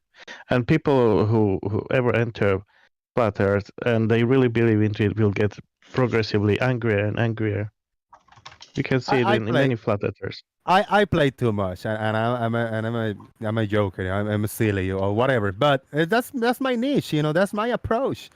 I'll try to learn, but shit, it takes me 10 times longer than everybody because I'm just having too much fun, you know, on trolling responsibly and shit. But that's cool because at least when you take a position on something, people know what it is that you're discussing or talking about, what you think you're saying. when people come in and they start saying one thing, and then 4 months later they've totally changed the position, and now they're not arguing for what they were arguing 2 months ago, then if you're not going to take a position and stand on it, then what the hell are we talking about? Yeah, If we Jose, you bring topic to the conversation here, and we all get Yeah, to I talk try to, about yeah. multiple things. You do, and that's fantastic. And we can all take a stand on our positions on that topic, and we can talk about it. But when people come in and they keep changing what they're saying, you don't know what the stand is on anything. There's a lot of Chris Berry, your thoughts. You agree with my statement of defining myself? I'm just having fun. I kind of don't care too much, and I'm just joking around too much. Is that fair, right?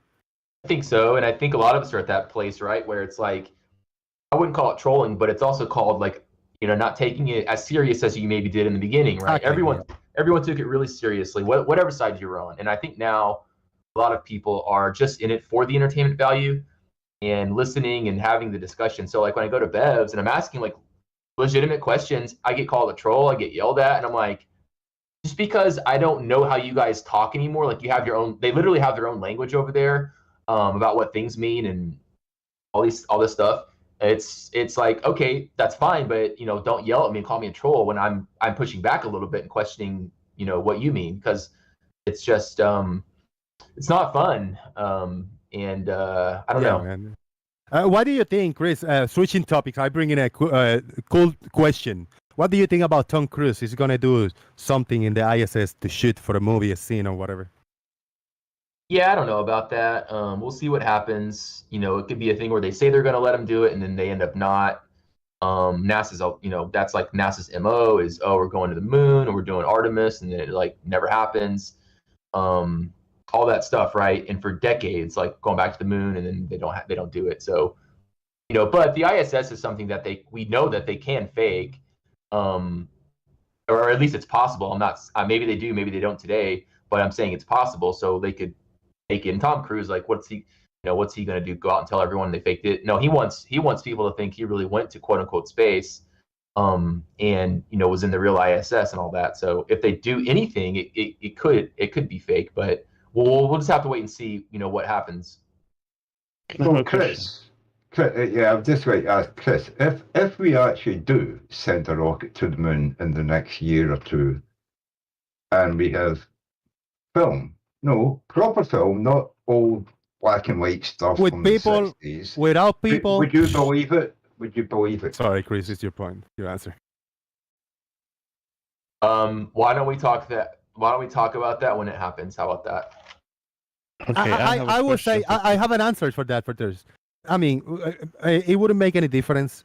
What I want to see, what people want to see, what the humanity want to see for the progress that we all looking forward for is for people to walk back and to go back to the moon. People, no, just rockets and just, you know, robots and shit like that. No, we want people. That's what we're looking for. They could send 20 rockets. Well, It's that's not not gonna going make to any be difference. for a long time. Exactly. Yeah, that's what I'm saying. There's going to be No, but nothing that's what I'm different. saying. If in 2 years we see men back on the moon, It's not going to happen. No, That's it's not not gonna going to Yeah, but happen. I think even if it does happen, I think the denial is still going to be there. You know, so I mean, can it's not really going to make speculate. much of a difference. Well, the only people in denial are you thinking they're going to send man to the moon in 2 years. Amen. 100% agree with Chris. We are in the same boat here, and I'm not trolling. Men will not walk in the moon probably in our lifetime. I mean, it's not gonna happen. Look, dude, not even the first mission is going by. What they gotta wait 2 or 3 years between missions, dude. It's not gonna happen. They can send the first rocket, and now it's stage 2. Stage 3 is people. They might send the stage 2, but before they send the 3, they gotta send other, you know, intermittent missions because of X or Y reason. It's not gonna happen, bro. Jose, talk about Americans, not about Chinese. People, it's not gonna bother ever. People in Chinese general, might give humans. No. China has very steady plan. Chinese maybe they will Less. take time, It's gonna but happen maybe less. Yeah. 2030 it's What a going to joke. happen. Yeah, what a joke. Oh, so only 8 more years we have to wait. Yeah. No, Yeah, but that's China. I think these are wrong as well. We'll probably hold on, Thurs. We'll probably get a frame or two. We'll probably get a picture or two or a frame, like little 5-second GIF of the China going over there. What are you guys? Like they Jose, did, what are you gonna do? like they did when they say that they landed on the moon to take soil samples on the China did the Jose, mission. They what showed are you two gonna pictures. do when Artemis 1 actually launches, though? Like, what? Are you, Nothing. It's gonna happen. It's probably gonna happen, but it has no people on it. It will make any difference, like any other So what rocket do you, launch. so Jose, what do you think? Okay, so what do you think about the images from the LRO of the landing sites? Are those fake? What was the question again? The images from the LRO, Lunar Reconnaissance Orbiter, of the landing sites. They can be 100% real. I don't care about none of that. I care about people on the moon. That's what I'm looking for. Shit. Everything else is just rockets and devices sent over there. No. Sent up. I believe in 2 years' time we're going to see the next man back on the moon. 2 years. It's not in the timeline right now, Turs. It's not even in the timeline. Yeah, not with Elon Musk it isn't. Not with Elon Musk it isn't, but NASA is going to put a man on the moon in 2 years. No, the Artemis program doesn't have them putting man on the moon in 2 years. Yeah, it's not going to happen in 2 Isn't it years. 2024? Neither, no. That's the year. No, it's not going to happen. Not in The 2 years, year- but in the lifetime, definitely. The year I have heard around, the number is 2028. That's the number I They have want heard to make around sure it's recently. done. They want to make sure it's done right the first time. I mean, hey. Every listen, what happens this is is as far as they've gotten in the past. This is as far as this is. Chris, They've you gotten after people. farther. They've gotten farther in this program than they've ever done. Actually, trying to go to the moon. You think they would build this entire rocket and not actually fucking go? They would get this far and not do it? Oh, language All right, triggered. Chris, go Absolutely ahead. not. Chris, go ahead.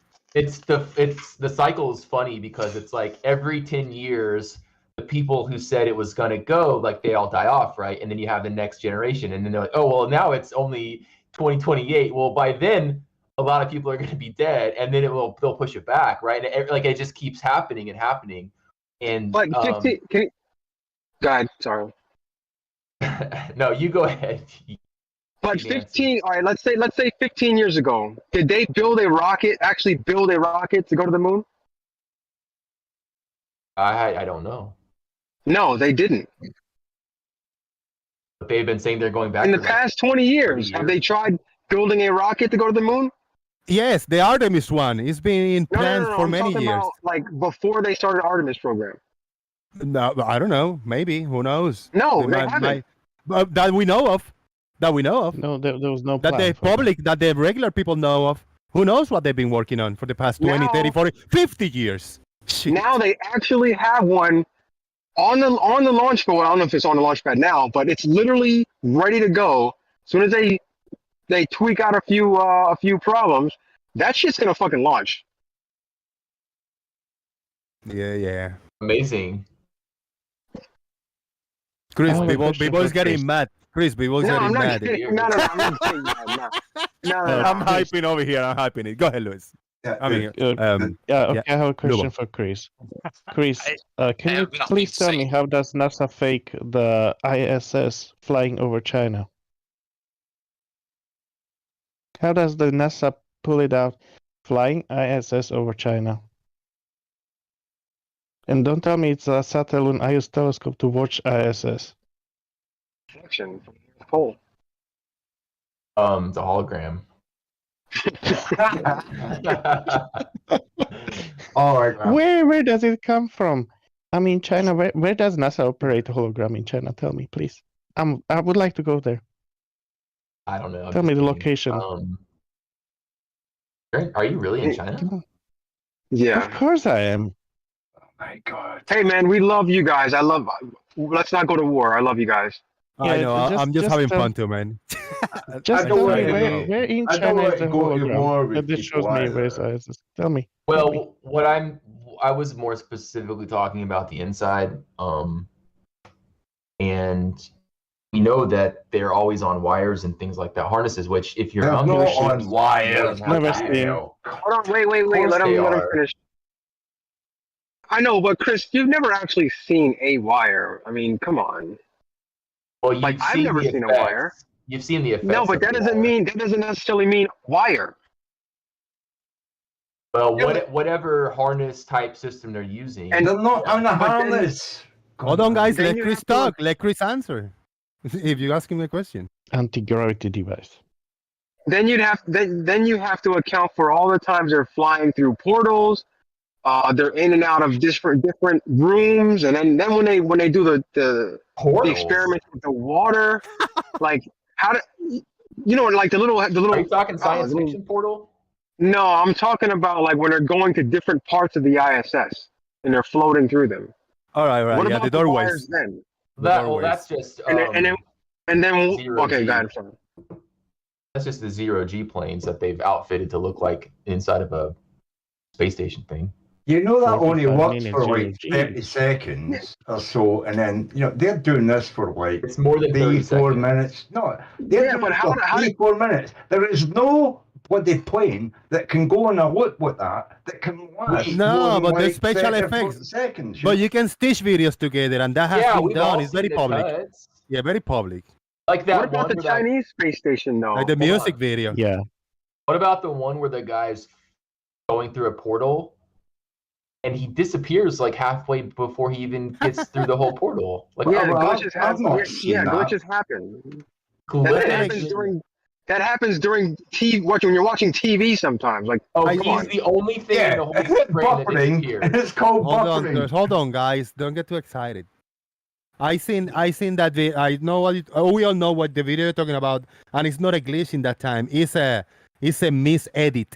That was an editing video kind of clip presentation that the NASA did, and for some reason they overlap with the no video and video. I heard the explanation, which kind of makes sense, so I don't argue for it too much. I say, all right, it makes sense if what you're saying happened, some kind of editing from NASA. They just did it, and they got other transitions in the video. So that's kind of a transition type of thing. But the follow-up is like, why do they have such sophisticated editing software used for the ISS videos? It should be you record, you pull the tape out, and you show it.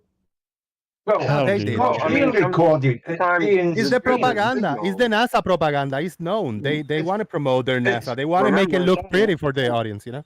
It's being streamed. Remember, back it's all to Earth. wireless, so that's sick. Sorry. Can I just talk just for a second, right? It's being streamed back to Earth in real time. And have you ever, had like I think they're like hundreds of miles away. They're going through the same satellites that we're using. Some of these satellites get overused. I mean, what happened with Ukraine? They couldn't use satellites that were going over, and they've got hundreds of satellites in order to track what they're doing, and they were losing connection.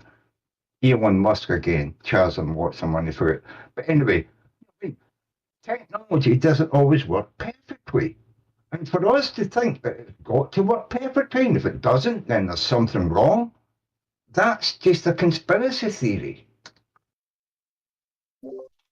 Half of the people in here have bad because I can. connection. I mean, so and it's I can audio. watch That's not even I video. can watch a YouTube channel, and I could watch a YouTube video and see it glitch out a little bit. I mean, does that mean the video is fake? You're breaking up now, man. CGI is breaking up. Yeah, he's a fake. He comes through NASA. He's probably in space He's always or breaking something. up. But anyway, Chris is gone. Shout out to Big Blue. He's got to be in space. That's why he's breaking up, I hated the word, the acronym LOL. I hated it. And it's so easy to use. It's just to convey that it's funny what somebody says. You laugh, like it makes you really giggle and laugh a lot. Yeah. LOL is okay. Because if I put HA, if I put just ha, it's like ha. It gave me just a one ha. No, it was ha ha ha ha ha. A few of them. When you got more than one ha, that's LOL definitely. No, but the thing is, Jose, I mean, these guys are speeding across the sky hundreds of miles away, and it breaks up occasionally. I'm connected to a solid cable that was a solid through my wall, and sometimes I break up. know what I mean? Sometimes I go no, robotic. there's You know no. what I mean? I really don't know. No, there's again. No, I don't know what you mean. Twice. It has begun, man. So try not to say, you know what I mean, because I'm gonna answer you. If I really know or not, if you ask me a question, I'm gonna answer. No, but you break up sometimes, don't you? Yes. And you're connected. You're down here on the Earth, connected. Wi-Fi or solid cable, and you break up. Yes. And the ISS is flying through the sky, not connected to anything, and sometimes they break up. And it's a big conspiracy. The ISS is logged into the Earth by tethers, multi-layered tethers all around the globe. Big giant long cables. When one rubber band snaps, the other one will hold on to it. It's like going around it very fast. That makes sense. It's so crazy to listen to somebody like it's all fake. They're Saturns, but last time I was doing nighttime time lapse of the stars, and like it was like fucking highway. So many satellites crossing the sky, and it's really hard to find even a clear picture without satellite. Who in here in the call got more aggravated, like really personally insulted, disrespected, and aggravated for me for my position about the moon and men on the moon and shit. If anybody, and I wouldn't take it personal. I just want to know. Not me. You know what, Jose? You really hurt my feelings when you said the moon. They faked the moon landing. You really hurt my feelings, man. I don't know how I feel now. I appreciate it. No, I just want Thurs. Can you just mute yourself, because I don't want interruptions. I don't want you interrupting the point that I'm gonna make. And a person that I really wanted to jump in for a minute or two and give me his thoughts. Blue got really angry. Blue gets pissed off at me about when I go on in the moon. I'm pissed off. I mean, like friendly fire in a friendly way that I know Blue personally don't get pissed off at me, but in the approach and the argument where I'm coming from. Blue, what do you think? Why don't you engage too much with me? Because am I too much of an asshole when I'm in that phase? He's too mad to talk. Tell me about it, Blue. Farmers, you already passed that phase, right? And like you just kind of ignore me. I know where you stand on that, and I don't agree with you. But fuck it, I ain't gonna keep arguing with you. Yeah, right. What's the point? Am I really a real asshole when I'm in that mode, or am I a pretend asshole? What do you think? You're not a real asshole, because I think most of us have been here long enough that we know the position that you hold on it, and we know sometimes you will you will flip flop to sort of liven things up and get things going. And yeah, I've come to realise it's absolutely pointless arguing about it with you, because you have your stance on men walking on the moon, and that's it. And I ain't going to change your mind, so I'm not even going to try. The only thing that will change your mind is when you watch it happening. Whenever the hell that will be. But am I very annoying when I'm playing pretend asshole, like fake asshole? Not to me, because I'm used to it. Blue get really blue for real. Blue get annoyed. I'm not entirely sure that Blue was getting angry at you. You are surprisingly good at showing that you're actually messing with us on purpose, and you're just having a blast. So yeah, it's okay. It's a 9 calls you. You're a fake asshole. Yes. I think some people in here, like Louis, they think that all of this interaction today, me being flip-flopping, was probably pretending. Probably some people like Louis, he think I was just trolling, and any of this skepticism and denial is my actual point. You agree with that, Louis? I actually have a hard time knowing when you're serious and when you're not. I think past the third time you're using the same example, the same moon paradox, I know you are joking now. But really, the first 2 times it was harder to notice. And regarding your opinion on Man on the Moon, I guess I don't mind too much.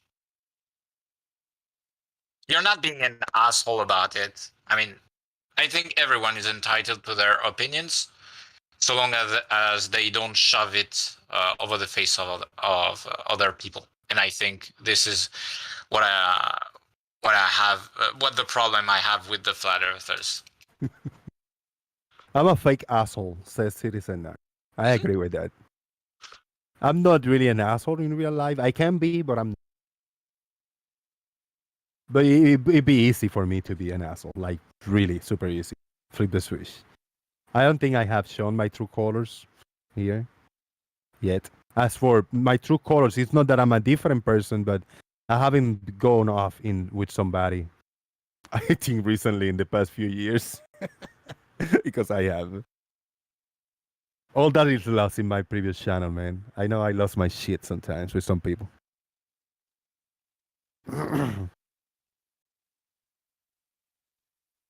All right, we Hey, got. Jose, how are you? Go ahead. Sorry. No, you go. I was On gonna say, screen how right are now. you- I'm just gonna tell you what's on screen is water behavior on the ISS. Go ahead. How are you backing up? This is off topic. I just wanted to know. Are you backing up all your streams now? No, I'm not. Are you saving No, them I'm to not. like? No. Oof.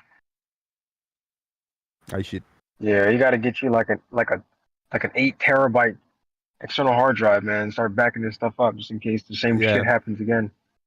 The end of the show, download the whole thing to a hard drive. Yeah. I'll see what I can do. Yeah, because I know there's a lot of gold in between. Some, every single show there's a segment that is always fun.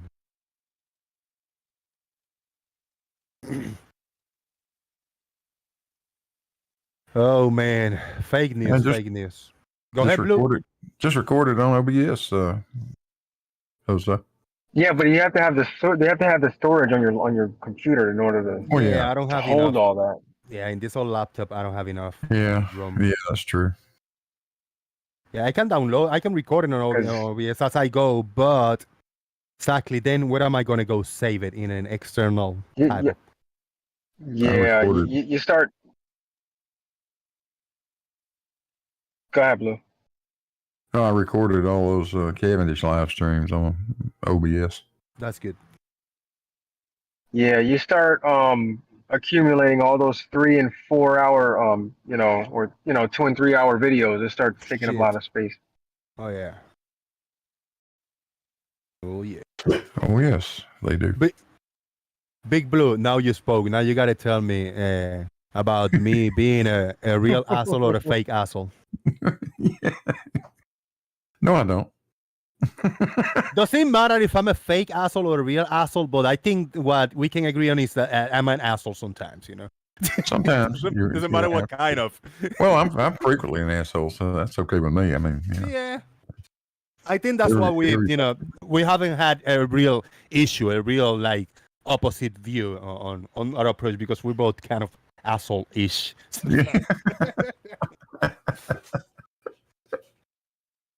No, I've gotten aggravated with you a few times. Yes, I have. And it's always the same thing. It's always the moon landings. Always. Oh man, I go hard. I don't quite understand your train of thought. The last time they built a 1953 Ford was in 1953. Why haven't we done that again? God damn it! Damn. Why didn't anybody think to build another 1953 fucking Ford? Those were good cars. I had one. You know what? I'm not gonna address that because I got examples and analogies that probably gonna piss somebody off. So I ain't gonna do it. I know you do. Yeah, I'm baiting you a little bit here. Yeah, I know you are. I want to avoid that one. I'm feeling such a good mood now. In China, people laugh at moon landing deniers because China has a orbiter around the moon, and actually they snap very clear pictures of even the footsteps of the astronauts. Yeah, but the Is it similar footsteps. to the LRO? The footsteps could have been done with a remote control car type of thing, or an automatic car. Really, you know? Jose? Come Yeah. on. Come Yeah. When was the on, launch Jose. then? When was Put the little, launch? put Which little, rocket? put little boots instead of wheels. Put little boots on, and then you The just activate it. boots? Activate it whenever you want to make a path, like somebody walked on Oh it. my God. It's easy. Come on. Everything but someone actually walking there, right? Exactly. No man have been there. Technology, but I don't have to deny it. I don't see why not. So- There's too much evidence of something landing on the moon. But the people, the area where the people was in the moon per se, that's not. Yeah, it's not. No So way. something that will be even more difficult. Something that will be even more difficult is plausible. Like building a machine to just make fake footsteps. 1970.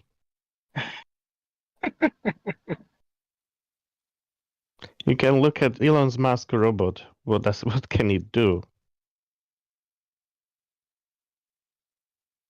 Can't even walk. We're gonna get you to come around, Jose. Why? It's gonna happen. When men walk on the moon? When again? Yeah, That's the it point. might take a while, but when it happens, we're gonna say, we told you so, Jose. That's my threshold. When men, stand back on the moon. That's my threshold. But that day, when that day comes, it's not gonna mean anything to the flat earthers. They're just gonna claim it's fake anyway. No, it's not. But whatever year it is, if I'm alive when that happened, if it happens in my lifetime, I will remember these times. It's good time. Well, if they were able to fake it in 1970, think what they ought to be able to do now. Oh yeah. Because what they did in 1970 was basically fucking perfect. So for sure, I expect that you can see some even better fakery if you want to think along those lines. I think today's fakery is more perceivable by the human eye than back in the days fakery, because back in the day it was with actually physical models most of the time with practical effects. Nowadays it's a lot of computer generated effects, and my eyes at least, and a lot of people can perceive when something is not real and see. So why haven't they faked it again in these 50-something years? They could have faked it a bunch more times. We gotta ask NASA about that, people. We gotta ask NASA about it. Call him. Yeah, we simply did not have the technology for CGI in 1970. It didn't exist. There were no computers in existence that could have done that. Exactly. That's why they use practical effects. Yeah. They send monkeys to the moon. Yeah, so they built incredibly believable models somehow or the other. I don't know. Oh man, good times, man. Oh, there were people back then too that not many, but there were a few that would say, "Oh, that's bullshit. They couldn't be doing that for real. Nobody can go there." But it was not quite as popular a conspiracy theory as you got today. But I think I'm in a different branch of derp, of not necessarily a moon landing denier completely 100%. That's why I say I'm not 100%, because humans are smart enough and are advanced enough to have created something that could launch to the moon and landed. I don't deny that, but they put people on it and people traveling to it. That's my contention right there, the people part. That's it. So I'm in a special I have category. a question. Hey, Jose, what do you think is the difference between walking on the moon and walking on the bottom of the lake or bottom of the sea?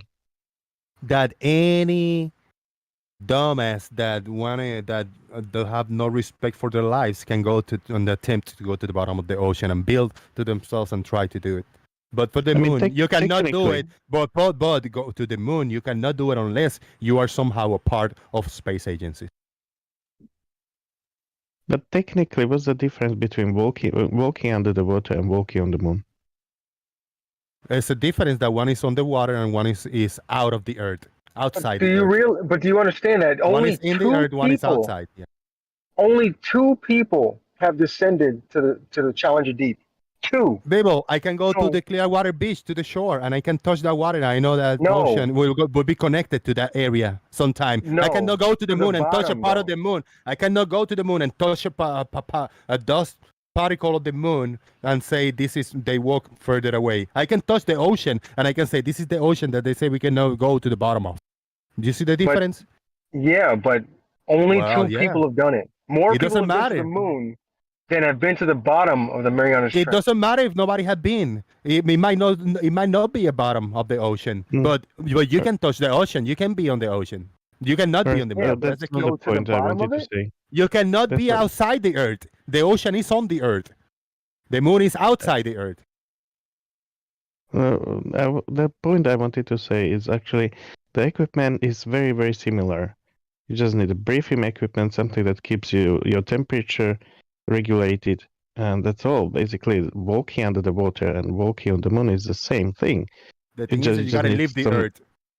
Yeah, The thing is you it's gotta just leave the transport. earth You to just do it. need a transport to get you there. The And transport that is no happened, problem. the transport that supposedly happened in the late 60s and in having happened in all this advancement of technology. That thing that only it happened in one period of time, very way old back in the day, and having happened with all the advancement that we have had. That's my issue. I might be wrong about that. I'm gonna have to retract. Maybe the Ron, that statement. people But- have been in the moon back since early back in the day a few times. Late Jose, 60s, early 70s. Sorry, Carl. I have a question. Can you like touch the air or be in the air? You know, the atmosphere we have on Earth, right? Yes, yes. And I think there's a NASA article says the moon is in our atmosphere, right? As far as we know, yeah, that's we yeah. That's the same analogy for touching the sea. No. Yes, it is. No, it's not. It's not. You gotta leave the earth. You gotta go outside the earth. I'm not talking about the atmosphere. This atmosphere, this air I breathe in, I'm not gonna find up there on the close to the moon. But yeah, but people walk outside of the ISS, right? They spacewalk. Isn't that like the same thing? That's Just a little right bit here. farther- little bit That's right farther? here. That's right here in the edge of the earth. And Yeah, that just a and little the bit farther. other one is super far away where nobody have been. Where Yeah, no just a human little bit has been. farther. No, a little bit further. Not a little bit further. Because if I'm touching my nail in my index finger, I'm not touching my nail in the toe. I'm not bringing the nail close to the toe. Is the distance traveled from the nail or across your skin down to the toe? It's very long distance. I'm not talking about touching the nail and touching the finger. I'm talking about touching the nail and then the toe, going across all the surface of the body. It's very far away. It's just a distance between them, but it's still space, right? Because to get to the moon is actually, once you get to orbit, it's not very difficult. You just need very You need to be little part of the propulsion. space. You just need No, I to be mean- part of the space agencies. That's it. No, the thing Yes, is like, but yes, if right. you- But you say yes to that one, and then you can come on, right? You got to be a part of the space agency somehow, right? To be there. Yeah, but what's the problem? Yes. Okay. No, You go ahead. need No, to that's get- it. I If just you wanted want to to know that. travel to the moon, you have, of course, you have to be part of the space agency. Yes. Okay. But what's that's the good. problem? If you want No to problem, yeah. work for SpaceX, you really got to be part of SpaceX. Okay? So if you want to do something that's specific for the company that's doing that, you In order must to be leave part the of the Earth. company. If you want to go 100,000 miles away from the Earth, what do you have to do? It's A no man, big deal. person. Yeah, let me to explain, please. The main thing is to leave Earth. Once you get the velocity to keep in the orbit, you actually don't need too much of the velocity to leave the Earth's orbit and go to the Moon's orbit. I'm not sure if you have ever played like Kerbal space program, or if like there are it's a many game. simulators. It's a game. Yeah, but they work on similar principles. The It's a physics game. in there is actually It's the just same. a game. It's just a game. You can set it up for that same physics. I played And- Pac-Man, and the same physics happen with the sun. Then the sun goes through a portal and enters the other one. If you want to go, if you want to go that route, the games there. Let's talk about Pac-Man and No, how no, the sun it's- looping around the Earth. I have a question, Jose. Do you only believe we never got there, or do you also believe that impossible to go there, even in the future. What do you say we? What do you mean by we? As for men or technology? Human. Yeah, human. Human have never been there. It's impossible to get there because it has never been done. And I think if you can do something, you would have already tried it time after time. Okay, that's the precision I wanted to have. You believe it's impossible, even in the far future. I don't know in the far future. As for today. Okay. Thanks. For today, it's impossible to go certain high above 250, 300 miles away from the Earth. It's impossible today. Why is it impossible? Why? Because it hasn't been done. It's been done. It's been no. done. When? 69 to 72? Even servicing Hubble Space Telescope. 69 to 72, right? That's when it's been done. Men going those distances away from the Earth. That's it. Oh, so did they send robots there? I'm not talking technology. We're talking about men doing those travels. Tell me. Yes. Millions of miles away. Yes, robots, technology have been millions and billions of miles away. Now let's go back to men. Yeah. Right? Okay. That's Let's talk about difference between men and technology. Robots. That you breathe. That one breathe. One have a brain. The other doesn't. Yeah. Basically, robots. Robots is not man. It's not organic. It's not organic matter. It's not organic. It also weighs like 1 ton. It's not organic. It's not human. Are much lighter than robots. That's why it's actually easier to send a human. So you want to now say that it's the same thing to a robot than a human? Is that your position? The moon is close enough to send people. But Mars it hasn't been not done. close. Why hasn't it been done then? No, it hasn't. What, 72, 62, 69 to 72. That's again, we're going in circles, man. That's when it has been done, right? You cannot disagree with me. You cannot disagree with me that it only been done from 69 to 72, right? Yeah, it's been done. From 69 to 72, that's it, right? Yeah, so?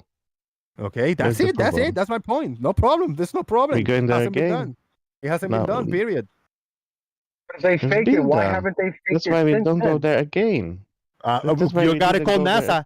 We gotta call NASA and ask him why they haven't faked it then, people. That's the point. Why don't you call NASA and ask him? It's not my issue. I know it can be done. I know it hasn't been done because it can't be done. It will never be done. If you want to know further, you gotta call NASA and talk to them. Why do you think it can't be done? What's the reason? Because it hasn't been done. If it could, you could do something. You do it. But But why? Why do you? I'm sorry. Go ahead. Because it's impossible. Yeah. That's it. Yeah. Yeah. If it hasn't been done by Americans, do you think Russians wouldn't be happy to go to the moon and say, "You faked it. We went for real"?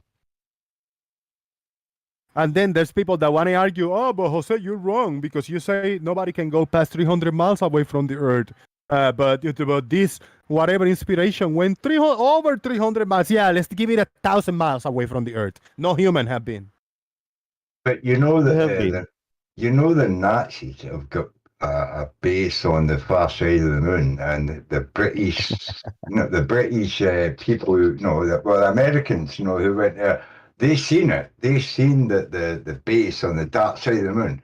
The Nazis have got a base on the moon, and they're going to come back and destroy the Earth. They're going to come back and destroy the Earth. The Nazis they're up there. They're up there. I'm telling you.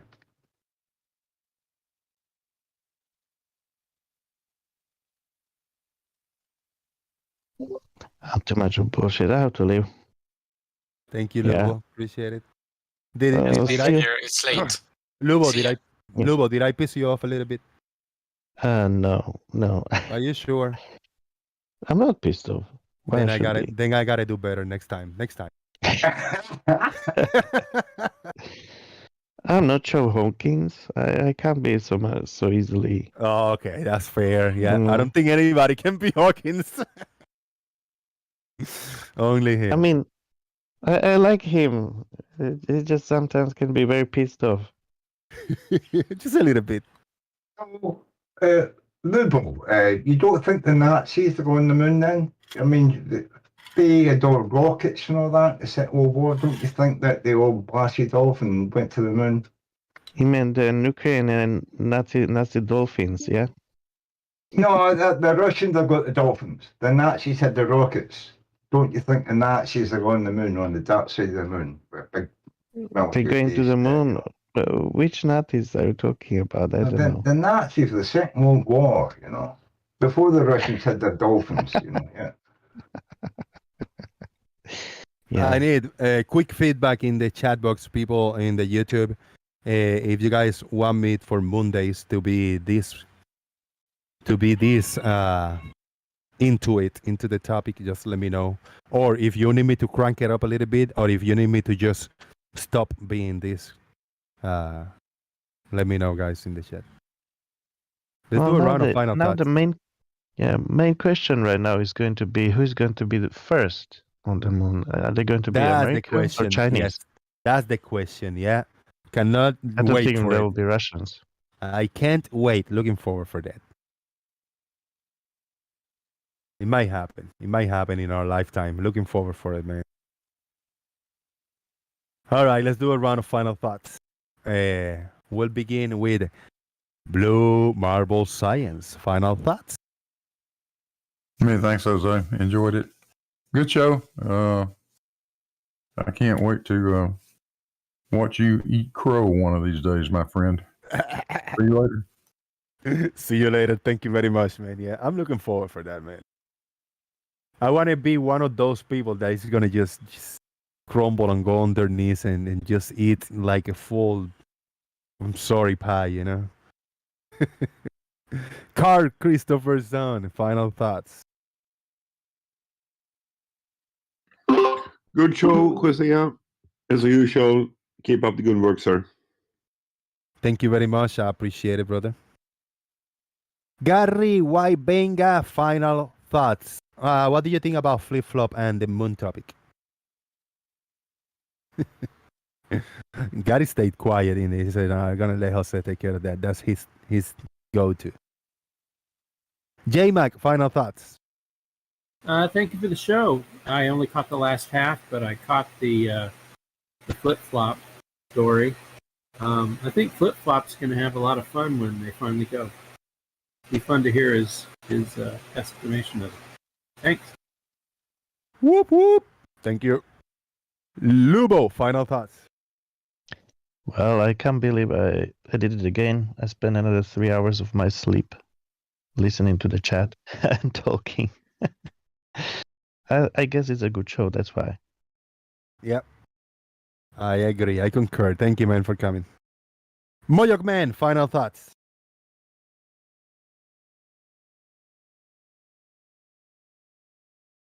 It's nothing there. Nobody home. Peter G, final thoughts. Snesley Wipes.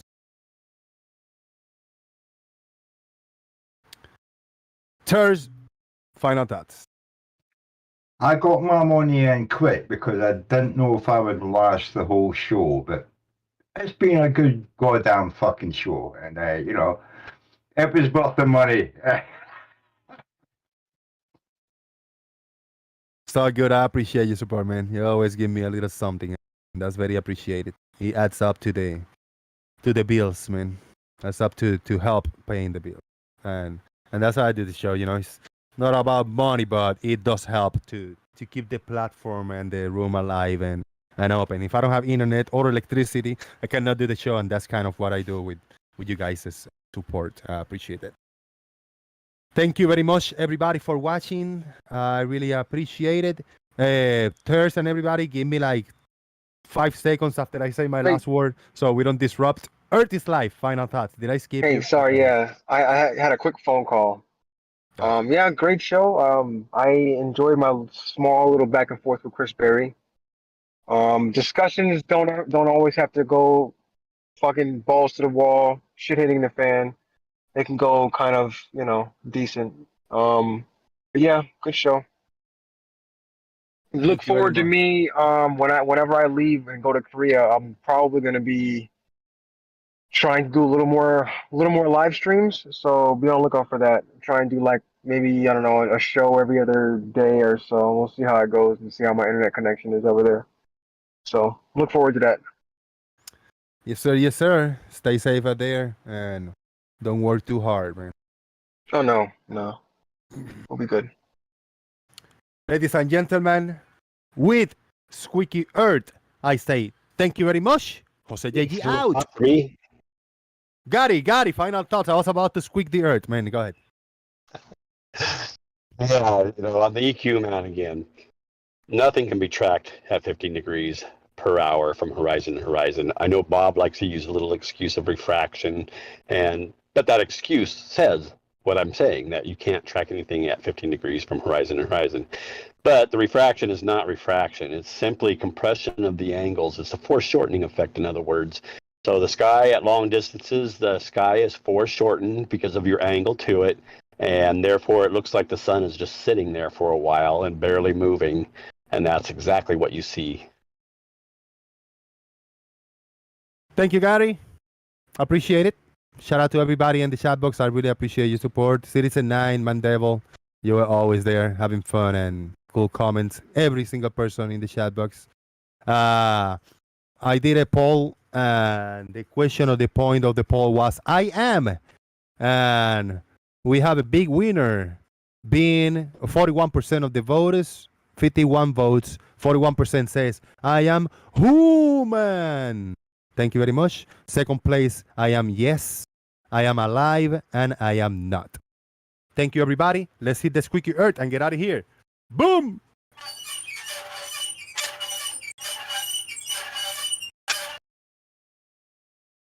Thank you.